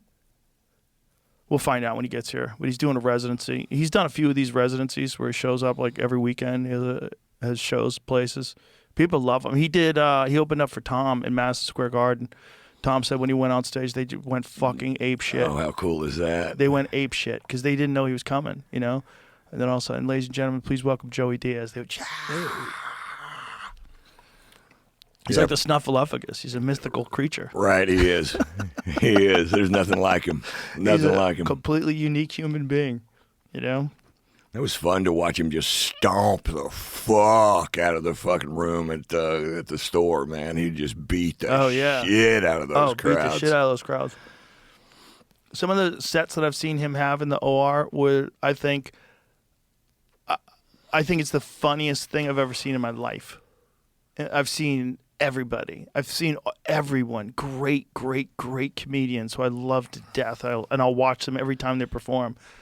But I think Joey hit RPMs that nobody hit. I think he hit these moments. Oh, I saw him wind them up, man. Just wind them up. It's like when people say, like, who's the funniest guy ever? I'm like, come, man, I don't... You know, there's guys with great insight. Like Patrice had great insight. He was really hilarious, but he also had, like, great insight. Joey Diaz, you ain't getting no insight out of Joey Diaz. No. He's rock 'em, sock 'em robots. He's here to fuck Boom, you boom, up. boom. He's here to fuck that crowd up. Oh, he used to have this bit about Terry Crews. Like when Terry Crews accused some guy of grabbing his dick. You know, and he had this bit about Terry Crews in an underwear commercial. Oh my God, it was so funny. You'd be in the back of the room, just barely breathe. You couldn't breathe. Everyone, like, I was looking around. People are falling out of their chairs, like they couldn't handle it. And he was on fire, just purple, fucking red in the face, screaming and yelling. Yeah. And you're like, oh my God, oh my God, oh my God. Those are some of the first sets I saw you do at the store, and when you were doing that bit where you were standing on top of the stool. Oh, and the Kim Kardashian bit? Yeah. Fucking, and I just remember just how just dick slapped those fucking crowds. I'm like, God damn it, he's good at this. Fuck. It's a fun job, bro. It is the funnest job. We're so man. lucky. We're so lucky in so many ways. It doesn't make sense. Yeah, when I think about a life without stand-up, it makes me nervous to even think about. Well, we almost did it, right? Yeah. I mean, when we all went through that with COVID, I mean, you were basically saying you were done. I thought it was done. Yeah. I didn't like it anymore. It was I was halfway through every set. Couldn't wait for it to be over. Wow. And now I go on stage and I have this whole new gratitude for these crowds, you know, that are still there, waiting, bigger than ever. My shows sell out faster than they ever have. Isn't that amazing? And part of it is just because there's less of them, I guess. But also it's because of my friends. You know, the word gets out. You know, you guys didn't let me die. Yeah. Yeah, we knew. I mean, I tell everybody, but it's true. Like, you're one of the reasons why we decided to buy a club. Because you grabbed me when you got off stage that first time. You hadn't been on stage in like 8 months, and you grabbed me by the shoulders, like, whatever the fuck we have to do, we're gonna keep doing this. Yeah, and we did. I'll We never sure forget the fuck that moment. did. I was like, okay, we're gonna do it. He goes, you're gonna get that fucking club open. I'm like, we're gonna do it. I was already thinking about doing it very seriously because I realized, like, early on coming here, I was like, we need a place. We can't just be working out of these rock and roll clubs. They're not set up right. No. You know? No, there's a difference. I don't even like to do don't even like to do sets other places. I don't either. That's really what's wrong with the mothership. I know. It'll spoil your fucking ass, with great crowds and perfect acoustics and an amazing sound system and then when you move over to another room, which I rarely do another set in town. I did one a couple of months ago, and I was like, this sucks. If you guys want to find me, I'll be down at the mothership. And yeah, we did it, Ron. Yeah, we actually did it. It's interesting when you look back at those conversations we used to have, like we were in the Vulcan, hanging out in the green room, talking about what the club's going to be like. Yeah. It seemed like a pipe dream. And I know a lot of people probably did think it was fake. There's a lot of people in L.A., like Tony used to talk to them all the time. Yeah, when's Joe opening that club? The club's never going to open. It's all bullshit. You guys moved down there for no fucking reason. Because the thing about you making a choice, that's a cigar. Oh, it is. Yeah. If the thing about you making a choice to go and, start something up, and the people that are left behind, they kind of want you to fail, especially the haters. Right. They want you to. So Tony was like encountering that all the time. These people that just, for whatever reason, they don't want other people to, they don't want other people to escape the bomb that they're in, It's like people from the neighborhood that don't want you to leave.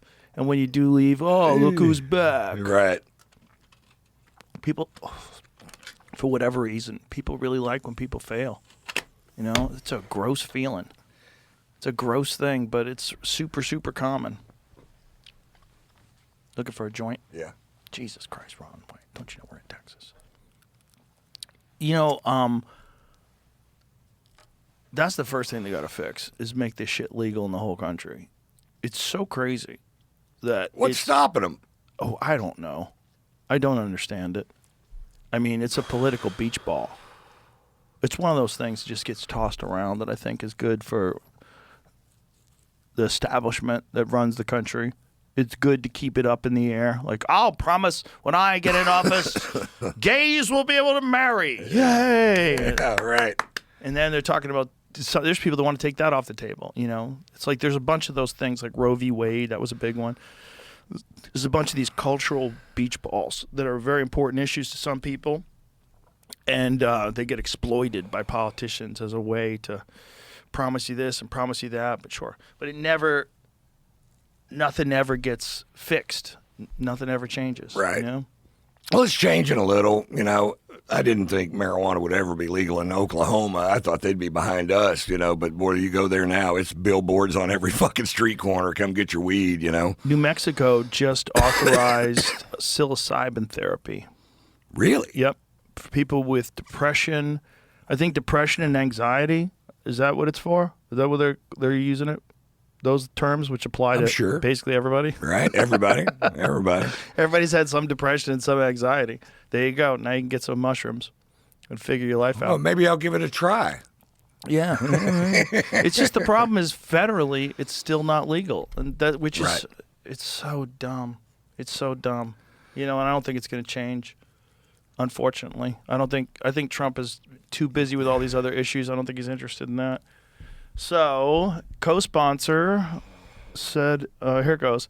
The bill would establish an advisory board, treatment equity fund, and research fund, as well as remove psilocybin from the Controlled Substances Act to protect qualified and registered patients, clinicians, and producers, according to a news release released jointly by the Office of the Senate and the House Democrats. So this is what the Democrats have over the Republicans. Freedom to explore your consciousness. Republicans, for whatever reason, they shy away from that. It doesn't fit with their conservative mindset of what you should. And it used to be it didn't fit. Freedom of speech didn't fit with their mindset. And now the Republicans are all about freedom of speech because they realize the consequences of it during the last election cycle. When things get censored and when you have a town square that's curated by not just the big tech companies, but also by the federal government itself, things can get weird when you're trying to access the truth. You want to know what is actually going on. When certain stories have actually been suppressed from the news because the federal government deems them misinformation, even if they turn out to be true, that's not good. And so because of that, the right is supporting freedom of speech, which I think is fucking great. That's great. That's what we all should be supporting. But we also should be supporting the freedom to expand your consciousness. And people have been doing it in certain ways for thousands and thousands of years. And you don't know better if you haven't done it. If you haven't done it yourself and you're passing judgment on people that have, you're not qualified. If you want to go, do a psilocybin session, like a heavy, what Terrence McKenna would call a heroic dose, you want to do that and then talk shit? Okay. Yeah. But until then, because the thing is, like, it would preclude you from doing the things that you're doing. Know this, okay? If you are a fucking rampant capitalist and all you give a fuck about is your hedge fund and all you give a fuck about is the stock market and numbers and buying this exclusive that and that exclusive this and getting tickets to this exclusive thing and all you're about is like status and numbers, it will fuck that up. It will fuck that whole thing sideways. You won't be able to take any of that seriously anymore. But that's good. It's good for you. You're not supposed to be taking that seriously. If you've got $500 million and you're still scrambling to try to make more money, like, pause. You're 67 years old. You're going to die if you're lucky in 30 years. If you're so lucky to hit 97, 30 years happens so quick, man. We've been here for 5, Ron. I know. We've been here you were here for 6. Yeah. You were here. You were patient 0. I always say you were patient 0 in the Austin invasion. Because I remember calling you, it was 2018 when you moved here? 17, I think. 17. I remember calling you, going, what are you doing down there? Like, we miss you at the store. Oh, I fucking love it down here, middle of the country. If I want to fly, I can fly anywhere real quick. People are nice, food's great. And I was like, fuck, can I live in Texas? I started thinking about it then. But then when the pandemic hit and I knew you were here, and then I had some friends in LA that were also real sketched out by all of it. They all wound up moving somewhere else. A couple of them moved, 2 families that I was real good friends with, they moved to Dallas. And then another good family friend moved to Vegas, and then another one just decided to stay. And we all came out here together, as groups of friends. And when we were looking around Austin, I was like, fuck, Ron White lives here. I could live here. That was like one of the first things I thought. I thought if Ron lives here, at least I have Ron. Yeah, I got a friend. Yeah. And I was like, okay, I can't do stand-up right now anyway. But then as soon as I moved, Tony's like, fuck it, I'm moving. I was like, you're moving too? And then Segura's like, I'm in. I was like, holy shit. And then Brian Simpson came out real early. And I didn't really know Brian well at all until Tom introduced me to him. Tom was like, dude, you got to meet this guy. He's so funny. He is too, He's man. so funny. Brian so he was here Simpson. early too. And then Hassan and Derek both moved out here early. I'm like, oh shit, we got something going on. And then Tim Dillon bought a house out here. I was like, oh my goodness, what is happening? This is crazy. And then Duncan was like, man, fucking North Carolina, I don't know. I'm like, come to Texas, motherfucker. And then all of a sudden Duncan's out here. I'm like, holy shit. Holy shit. This is crazy. I'm like, all right, we're up and running. And by the time we decided to make that club, fuck, we had like 10 great guys living here. Yeah. 12, and more were coming. And they're More still were coming. Yeah, Dylan, Tony. There's so many different guys from the store that used to work at the store all the time. Yeah, I roped Tony in, man. I'm like, we need Tony here. I gave him my fucking condo and let him use one of my Range Rovers to go out to Dallas. I'm like, I live here for a week. I don't know where I was, but you spend a week here, you'll go, this is doable. We all were so excited because it felt like we were doing something different. Yeah. It felt like we were doing something different. I've always had this fuck it part of me. Where I was like, fuck it, let's go. That's me. I love doing that. I love You do. You're impetuous as fuck. Ooh, I like it. From the time you told me you were I'm going to move there, you had a house like 2 days later. I'm like, God damn, this guy moves when he moves. Yeah. My kids helped a lot. because they really wanted to move. They Well, didn't. that sweet ass place on the lake. Yeah, that's, it's like- that's but good. That's good living over there. It's also like when we came here, no one had masks on, and everybody was acting normal. Yeah. And so my kids were like, "What's going on? Like, why? How come everyone's normal here?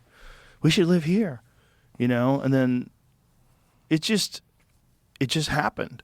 And then all of a sudden, the stores closed, so I could get all the employees. And then I was like, "Look, I'll pay you now. You don't have to work. Just hang out. Yeah. We're gonna do something special." That was more money than you were thinking.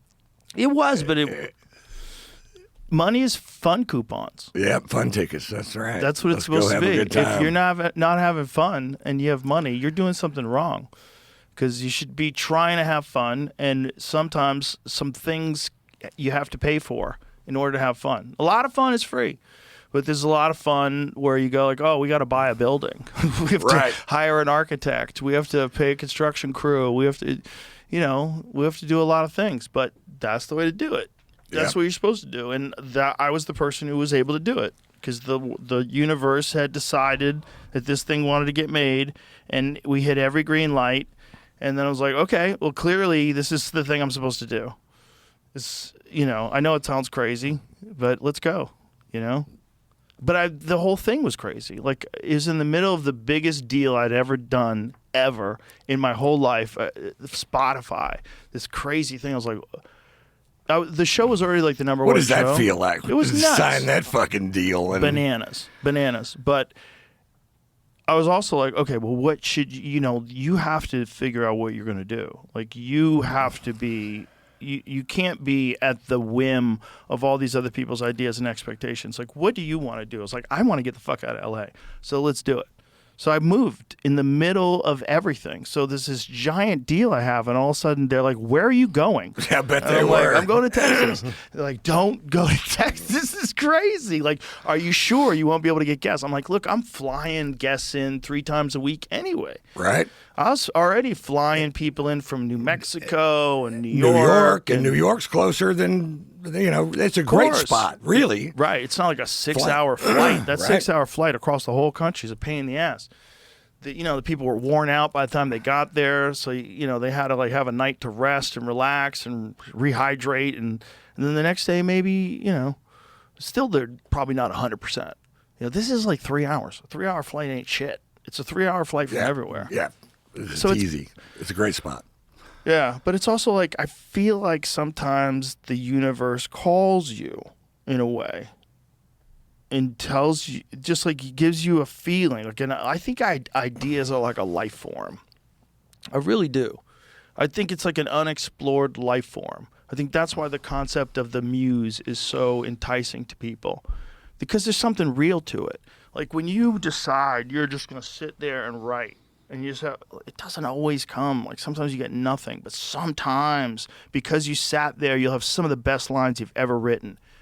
Because I think they're like life forms that you have to call into your life. And I think sometimes these life forms, these ideas, they just exist in the ether. And by circumstance, they like kind of gel together and become more valid and more alive. And then they enter into your mind. And if you're ready to receive these ideas, you have to act on them, especially if they're positive. I'm not saying, go fucking blow up the Capitol building because you have an idea. I mean, positive ideas, not vengeful. Like if you have a good soul, if your goal in life is a positive thing, these ideas will come to you, and you're supposed to, if you can, you're supposed to act on them. And I felt like, wow, what a unique opportunity I have to be able to do this. I shouldn't be scared because it's daunting and it's expensive, and it's like, what are you doing? Like, you just do it. Just do what you do. Just do it. Here's one thing that I believe. I believe that things disguise themselves, and we call them coincidences, but there really are no coincidences. And if you'll look for things that look like coincidences, you can follow that line and go somewhere with it. Yeah. And I feel like that's what happened whenever, with the mass exodus and people started coming to comedy. It's to make this the best comedy scene in the world. Yeah. Those things fell into place because that's what was supposed to happen. And I think it all happened because of me. In that, I needed it the worst. I needed this more than anybody else did. And I feel like I was able to cash in all my fucking karma or whatever and draw it all into me a little bit because I needed it. And so, you know. It makes sense. Like, it's certainly a huge factor, right? Because if you didn't inspire me to even think about Austin, I wouldn't have. And I wouldn't have moved here if you weren't here, I don't think. Maybe I would have. But it helped a lot that you were here. I was like, this makes it so much easier that I know Ron's here. Because it was weird times then, man. Everything was, even going to a restaurant, you felt like you were a rebel. Like, it felt weird. It felt weird to not be scared. Like you wanted to hide the fact that you weren't scared, that you wanted to just go out. It was a strange, strange, strange time that I think even now we look back on and we can't. Like, I watched a UFC fight the other day, an older fight, and all the cornermen had masks on. I'm like, this is the craziest thing. That's a big time stamp right there. You know, it's bizarre. It was a fight that took place in an arena in Florida with no crowd. No crowd. It was Justin Gaethje versus Tony Ferguson. It was one of the first fights we did back. It was like... And you were there? Uh-huh. Yeah. And I was watching the fight the other day, and I was looking at the cornermen. They all had masks on. I was like, what a weird fucking time. I remember, like, people would get upset if I didn't wear a mask backstage. I'm like, what are we doing? What is this for? Like, this is crazy. These guys are beating the fuck out of each other and sweating on each other, you know, and all of us tested negative. That's how we got through here. Like, is someone magically going to get COVID while we're all wandering around together? Right. Don't we all test negative? So to get in this room, they had to be able to test you. Everybody got tested. Like those shows that you did with Chappelle. Here. Exactly. So we're all in this room. Take that fucking stupid mask off. Right. But even the shows we did with Chappelle, outside, the people were supposed to wear masks. Outside. Everyone's tested. Is this a mystery, magical disease that we're encountering?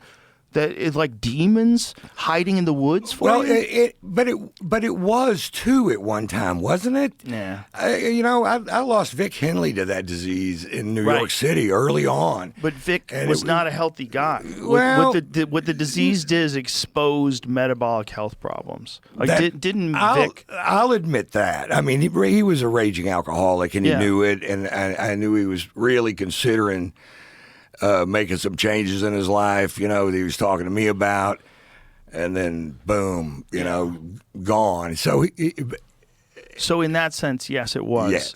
But it wasn't in the sense where all these healthy people who have been tested are wearing... No, that's ridiculous. Especially the athletes and the fighters. Like, what we would have to do is if one of the cornermen got COVID, even if the fighter didn't have COVID, the fighter was pulled from the card. So one of the cornermen tests positive for COVID because the fighter had been around him, even if he's negative. We treated it different than we treated anything ever. And especially for the fighters, it was not going to have an effect on them unless they did. There's one guy it did have an effect on. He got COVID really, really bad. But it's because they kept training. These guys kept training while they had COVID. A lot of these guys, they don't give a fuck. They have the flu. Who cares? They're showing up at the gym. It's part of being an animal. It's like you'll show up sick and you'll train through but you shouldn't do that. You're just breaking your immune system down further, and especially if you're in camp. So being in camp for a fighter is very different than regular working out. Being in camp for a fighter is you are basically redlining your body, trying to get it to recover, like trying to get it to keep pace so you can get to a superhuman level that's only achievable after like a 12-week camp, and you can only hold on to it for a couple weeks. They know when you're peaking sometimes, and they'll back a fighter off. They'll go, "We're done today. We're done today. You're peaking too early. You're peaking too early. You don't want to overdo it, so you want to back off your training when you're feeling absolutely perfect, and get yourself just slow down. We're a little too soon. Like a really good trainer knows when you're peaking, but you can't maintain it forever. It's really only for. That's why it's so crazy that a lot of these guys, they'll accept a fight on like 10 days notice. Like, that's nuts. That's nuts. Like, you need to be peaking. You need to be like, you're gonna fight in a fucking cage. And I know you're doing this as a financial decision, but that's why John Jones is the smartest. John Jones never did that. They changed opponents. Fuck you. Fight's off. Even guys like Chael Sonnen, who he eventually stomped in the first round, like absolutely destroyed. It was not even remotely competitive. It was an annihilation. It would have been an annihilation 365 days a year for decades. It wouldn't have mattered how good John Jones is, and as great as Chael Sonnen is. John Jones was the bigger man. Chael had fought at 185 pounds. John was a big 205, and he was the most talented guy that ever fought in the sport. And he's going to win every time. But when they changed the opponent, they tried to make it Chael Sonnen. He's like, nope, we do things the right way. I go through a full camp. That's it. Fight's off. Everybody's like, because they want you to play ball. Get it? We need a new guy. But look, to this day, everybody says he's the GOAT. Well, why is he the GOAT? Because he did everything the right way. He knew, especially when he wasn't partying, he did everything the wrong way too. I mean, he did a lot of partying and still beat the fuck out of everybody because he was that good, because he was that talented. One of the craziest things he ever said, Daniel Cormier, when they were having a rematch, they were talking shit in the press conference, and Daniel Cormier said something to John. John goes, "I beat you when I was on coke." It is the craziest statement, because he says it and you're like, oh shit. And it's true. It's true. That's how good John was. But if you try to change opponents, John's like, Try to call John Jones in for a late notice fight on 5 days notice. He'll tell you, go fuck yourself. Like, nope. I'd rather hang out at home with my dog. Like, he's not doing it. Like, you gotta. So these guys, when they're peaking, they're vulnerable. They get sick a lot, especially when they're cutting weight, because you're redlining your body, and you could overdo it. And guys overdo it all the time. They overtrain. They just break themselves down. They've kept too much pace and not enough recovery, and they're declining and declining and declining. They show up at the gym, they have no energy, and you're like, fuck. And if you get a guy to the fight that's overtrained, it's horrible. It's horrible to watch. I've seen it many times. The guys just can't recover. They're too tired. They overdid it. They were too tough for their own good. So one of those guys got COVID, this guy Hamzat Chimaev, and this motherfucker is a psychopath. He's a savage, like one of the most savage guys that's ever fought in the sport, and he just kept training. This motherfucker trains like 8 hours a day. He trains like a wolverine. He's an animal. And he was training with COVID, and he kept getting real sick. Wound up getting hospitalized, coughing up blood, gets out, goes right back to it. Same thing, hospitalized again. He got hospitalized like twice because he wouldn't stop training, because he's that psychotic. But other than him, regular athletes that get it, they just take a few days off. Right. Daniel Cormier had COVID, trained through it, and won the title. Won the heavyweight title. Training through COVID in his camp. He was sick during camp and kept training. And everybody was like, let's just keep going. I didn't get off the couch the whole time I had COVID. So just imagine those level of athletes, and we're worried about it so much that everybody has to wear a mask. Like, shut the fuck up. Right. This is nuts. So all that had to happen too, where we were the reckless ones. We were the ones that, like, I'm not buying this. I'm going to live my life. I'm going to Texas. And there was a lot of people that were really mad at that. Like, what are you doing? You're not scared. What are you doing? You're doing shows indoors. You're killing people. Blood is on your hands. There was a they were screaming at you. Frothy mess of people that were just all caught up in this psyop. They were just and it was great. Not good, really, but it was great in that it exposed these fragile thinkers. So many fragile minds. They couldn't see the forest for the trees. They couldn't see it. And when we all came out here and we said, we see it. Like, this is bullshit.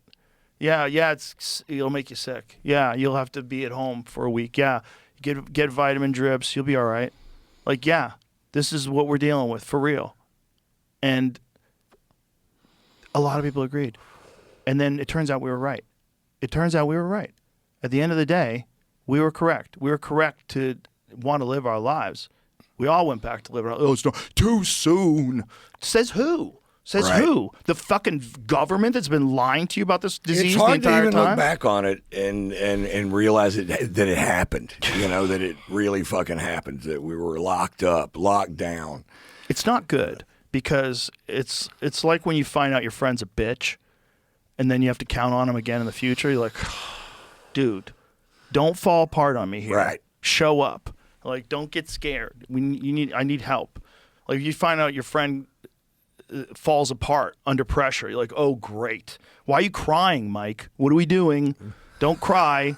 This is crazy. Like, now you can't count on Mike because Mike falls apart when shit gets hot. And this is how it feels like a good percentage of the country. You know, it was a joke from my last special, but I really feel this way. We lost a lot of people during COVID, and most of them are still alive. I wrote that line thinking about specific friends. It's like, what did you think was going on? What did you think was going on? Yeah, it's a disease. But since when have you changed your entire fucking life for years for a disease? This is nuts. Since when have you listened to the entire government tell you can't have outdoor dining because of a disease? Like a disease you've already had? You've already gotten through it, and they're still telling you this? And we're a year and a half into this fucking thing? And yes. So we were right. And so many people, because we were right, so many people also came. And that's the beautiful thing. It's like people speak with their actions, and the people that are willing to make a leap like that, those are the ones you want there. Those are the ones, like, we got the best of the best. We got the most fuck you of the fuck you people. Because comedians are fuck you people. They are. Something happens in society, you're like, hey man, fuck you. Right. You know? Or eat a steaming bowl of fuck. Eat a steaming bowl of fuck. No matter what it is, you know? And the world needs that. I need that. I need that. I need you here. I need Tony. I need people like that, the same way that you did. It's the way we all sort of collectively manifested it together. But without you, we wouldn't be here. Yeah, so you guys come on down to Austin, Texas, and check out the mothership and see how much fun we're having if you don't believe it. If you think we're making this shit up. Because of you, I also almost bought the cult house. Well, yeah, right. That would have been, you know, We would have made it happen.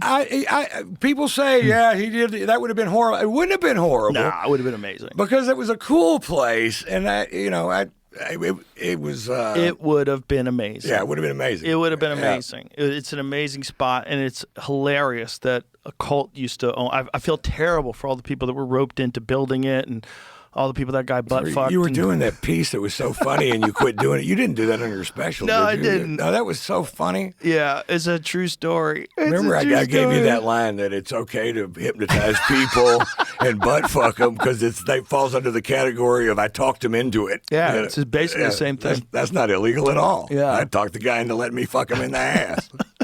It's kind of technically not illegal. With a watch going back and forth in front of his face. That's not illegal. That's not drugs. The guy was a hypnotist and a gay porn star. Like, what a combo. Right. And then when they found the gay porn, like you watched the documentary, right? Mm-hmm. The documentary's incredible.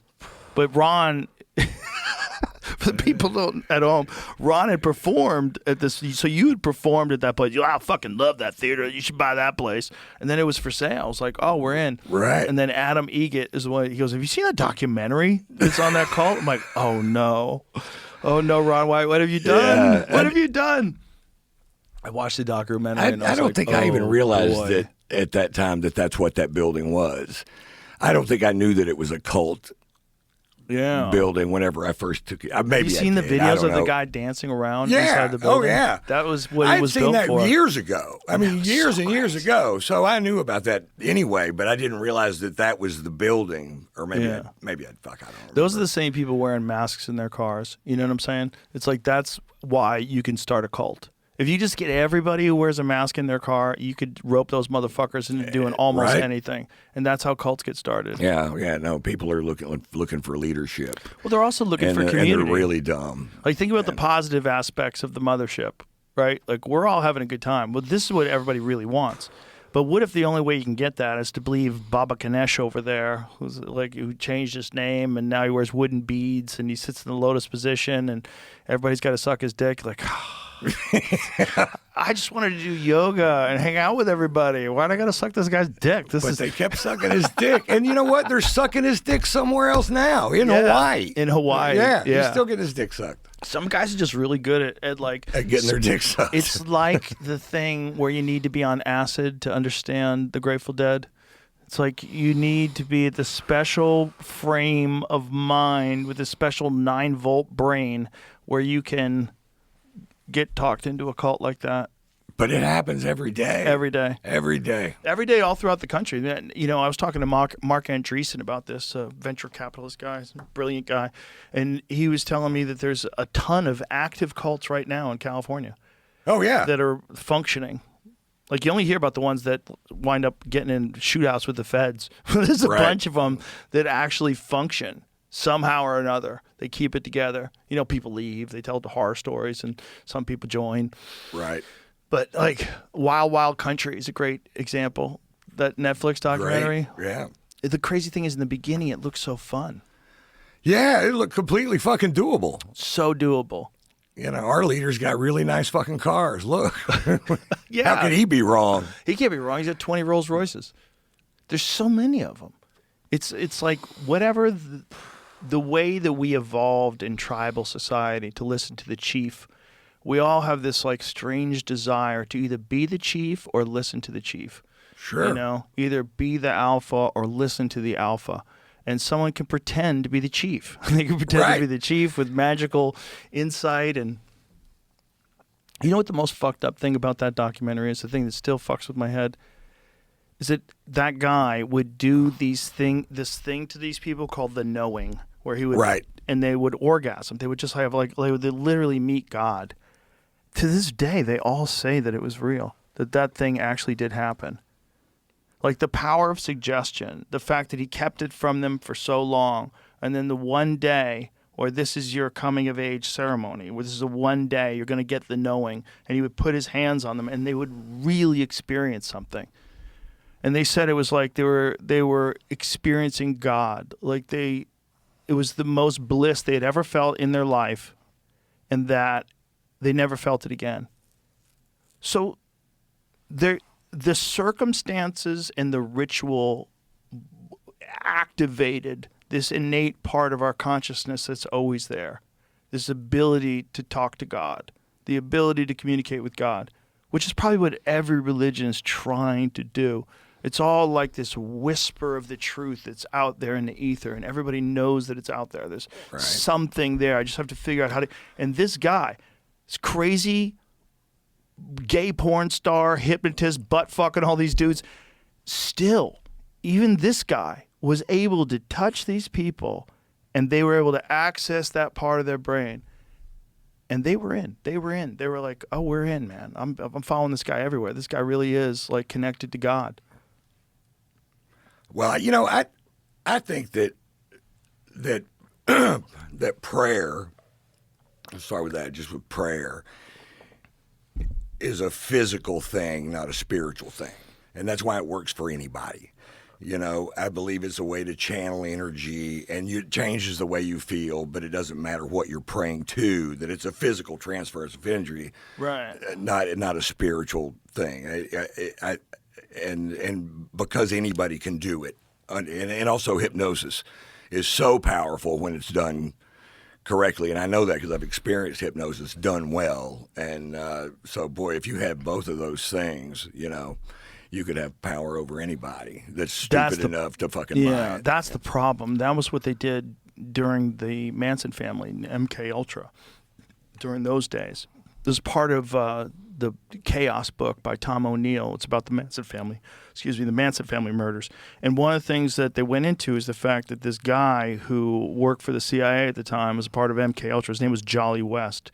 And Jolly West is this figure all throughout the counterculture resistance movement that the federal government had sort of concocted.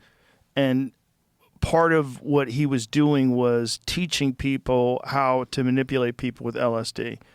And he was teaching Charlie Manson in jail. Like this guy visited Manson in jail. Then Manson would get out of jail, and Manson would get in trouble, get arrested, and then get released. And the sheriffs all say, it's over my pay grade. They were all told to let him go.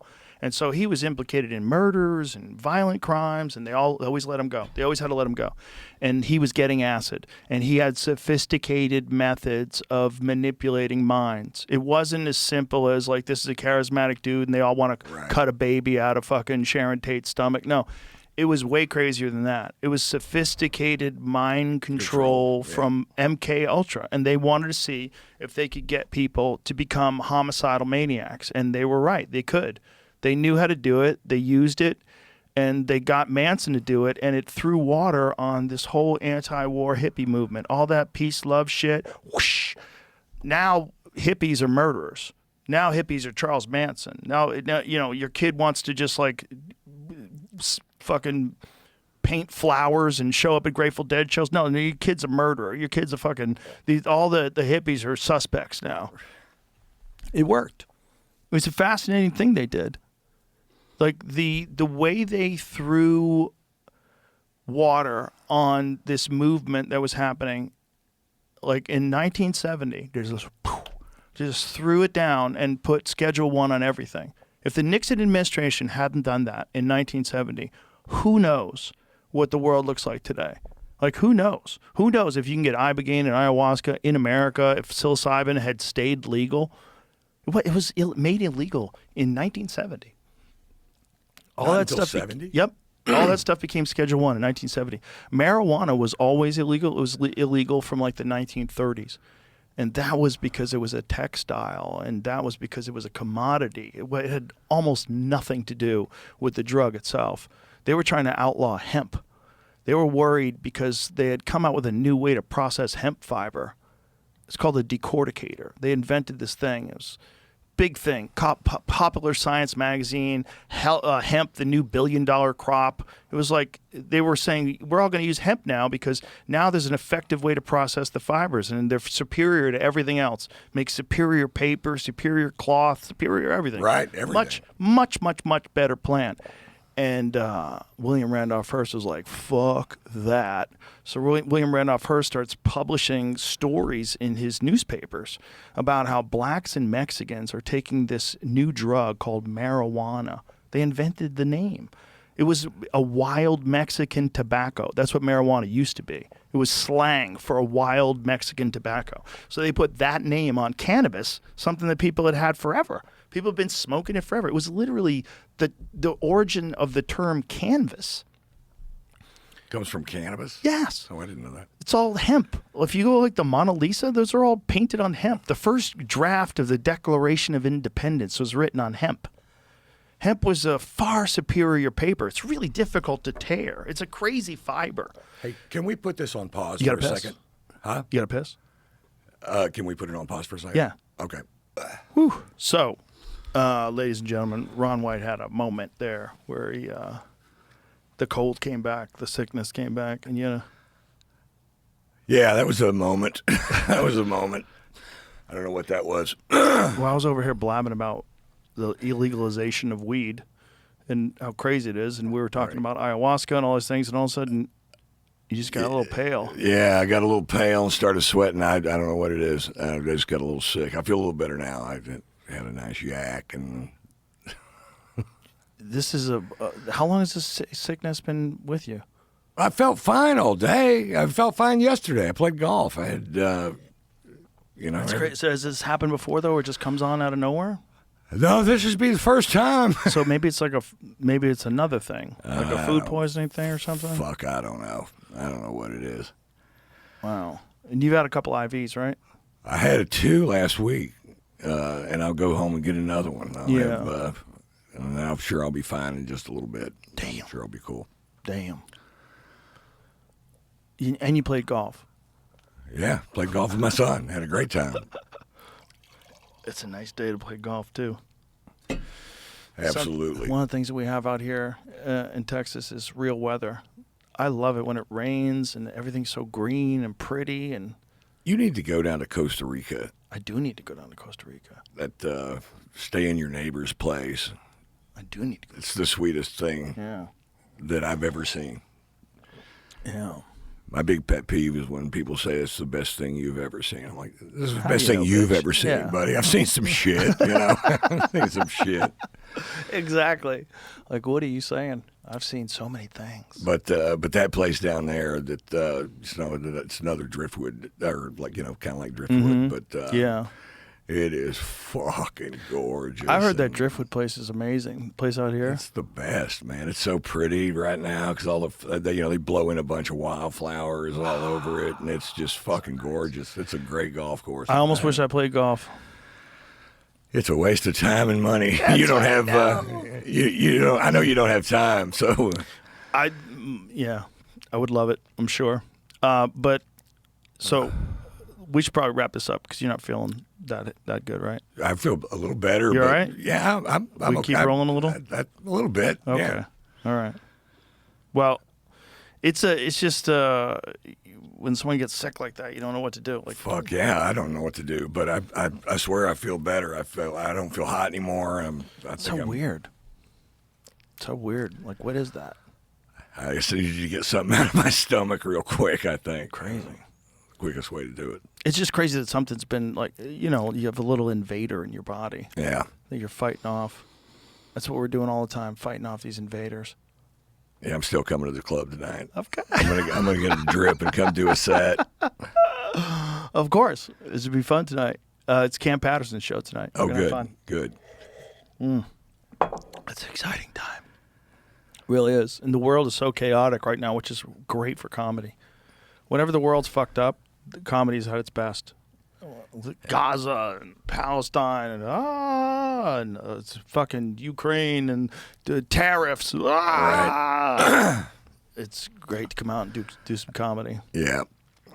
You know what I stay away from all of it. Good. And of that subject matter, any politics or anything like that. And the reason is, I know my crowd. I know what they want, and they want to laugh really hard, and they want to. And I think that I've always taken a position as I'm just not going to bring that into it. I'm going to let us do something. And I love it when other people do that are really good at it, and it's fun to watch and it's entertaining as fuck.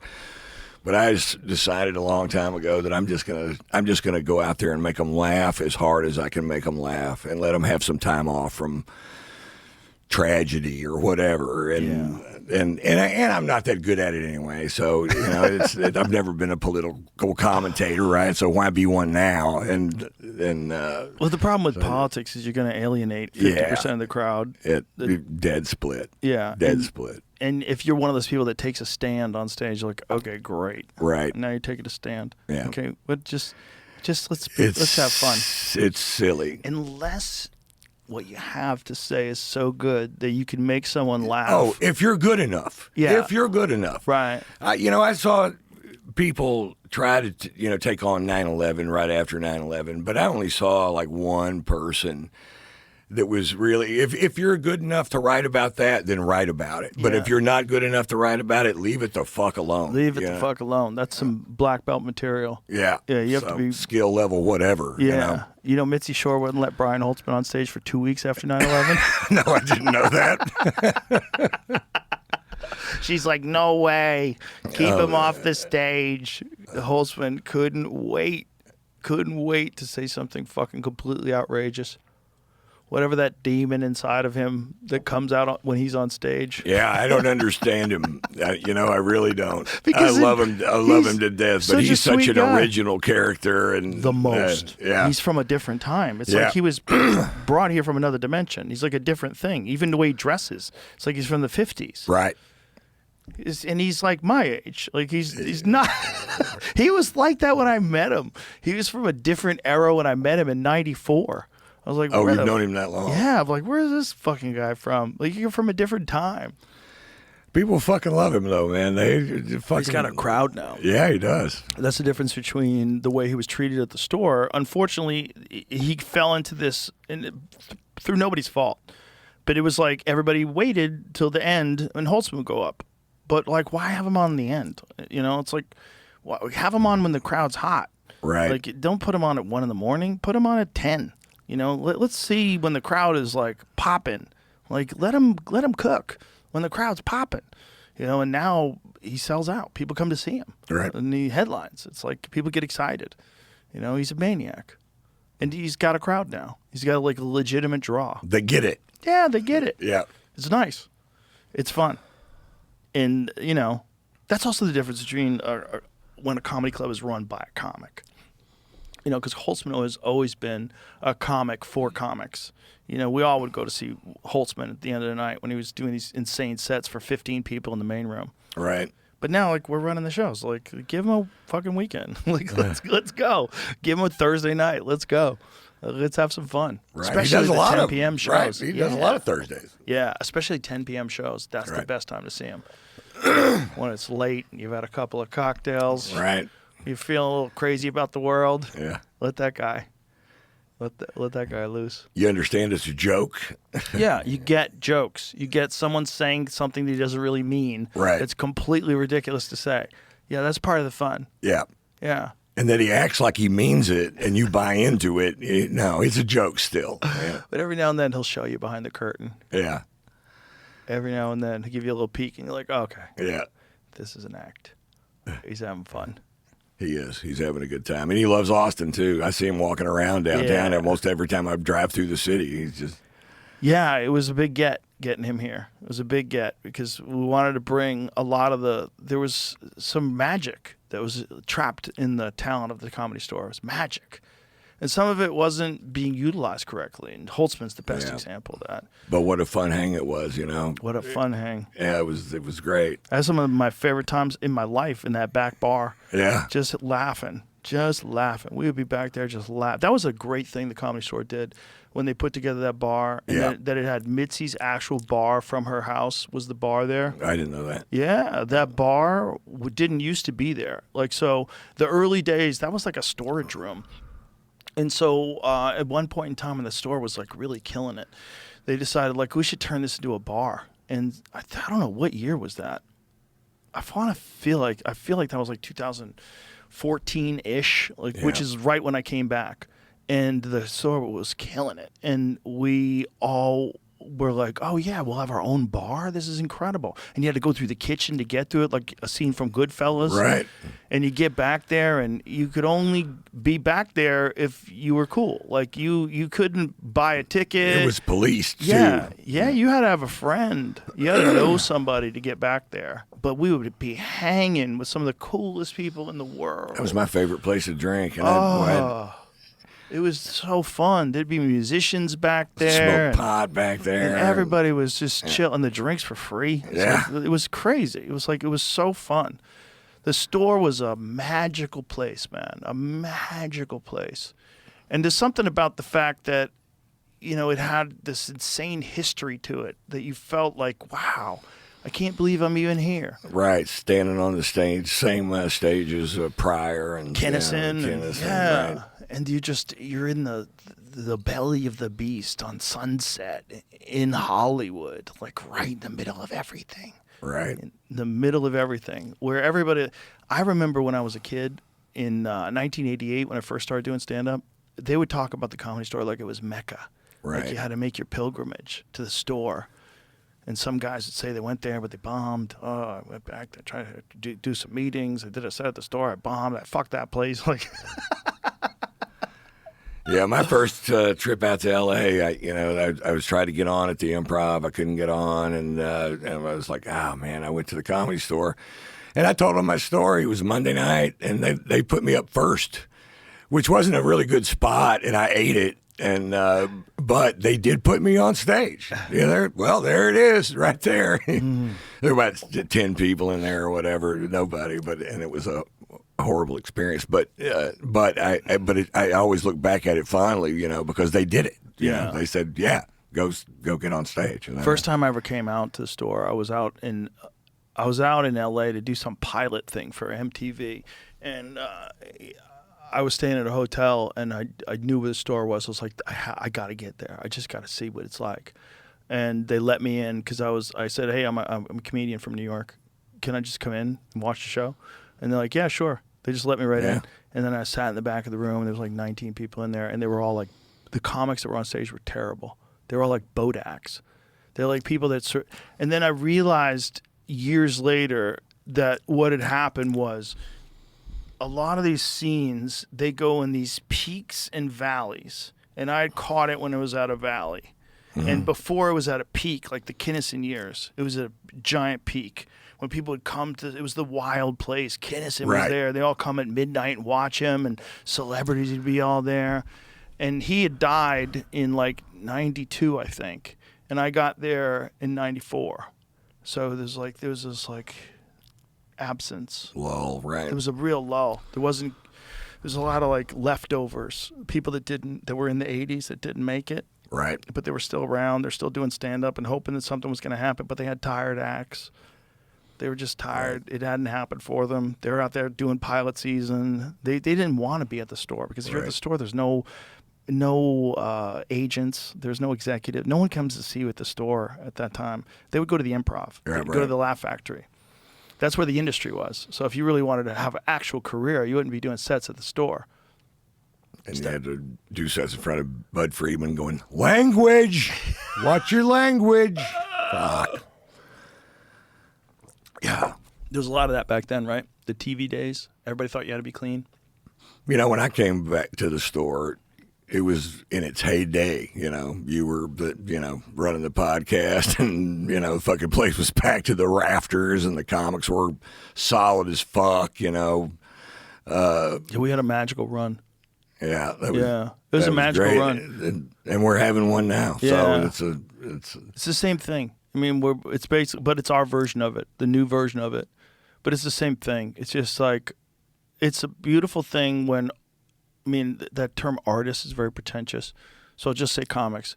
Realize that we're all doing this thing together, and there's not a lot of us, and it's fun to hang out together and enjoy each other's company and appreciate each other and appreciate the ride. We're all on this wild ride together. That's right. And it is quite a ride. It's a beautiful ride. Quite a ride. Yeah, we're very lucky, Ron White, and I say it all the time, but it's true. You're patient zero. All right, man. You're the guy. I'll take the title. I'll take the title. You're really patient zero because you just threw up. Imagine if you have some fucking new COVID. You picked up some new COVID in Vegas that kills us all. Yeah. I love you to death, brother. I love you too, Thank man. you for being here. Hey, you got. Thanks for having me on. Goodbye. See you guys.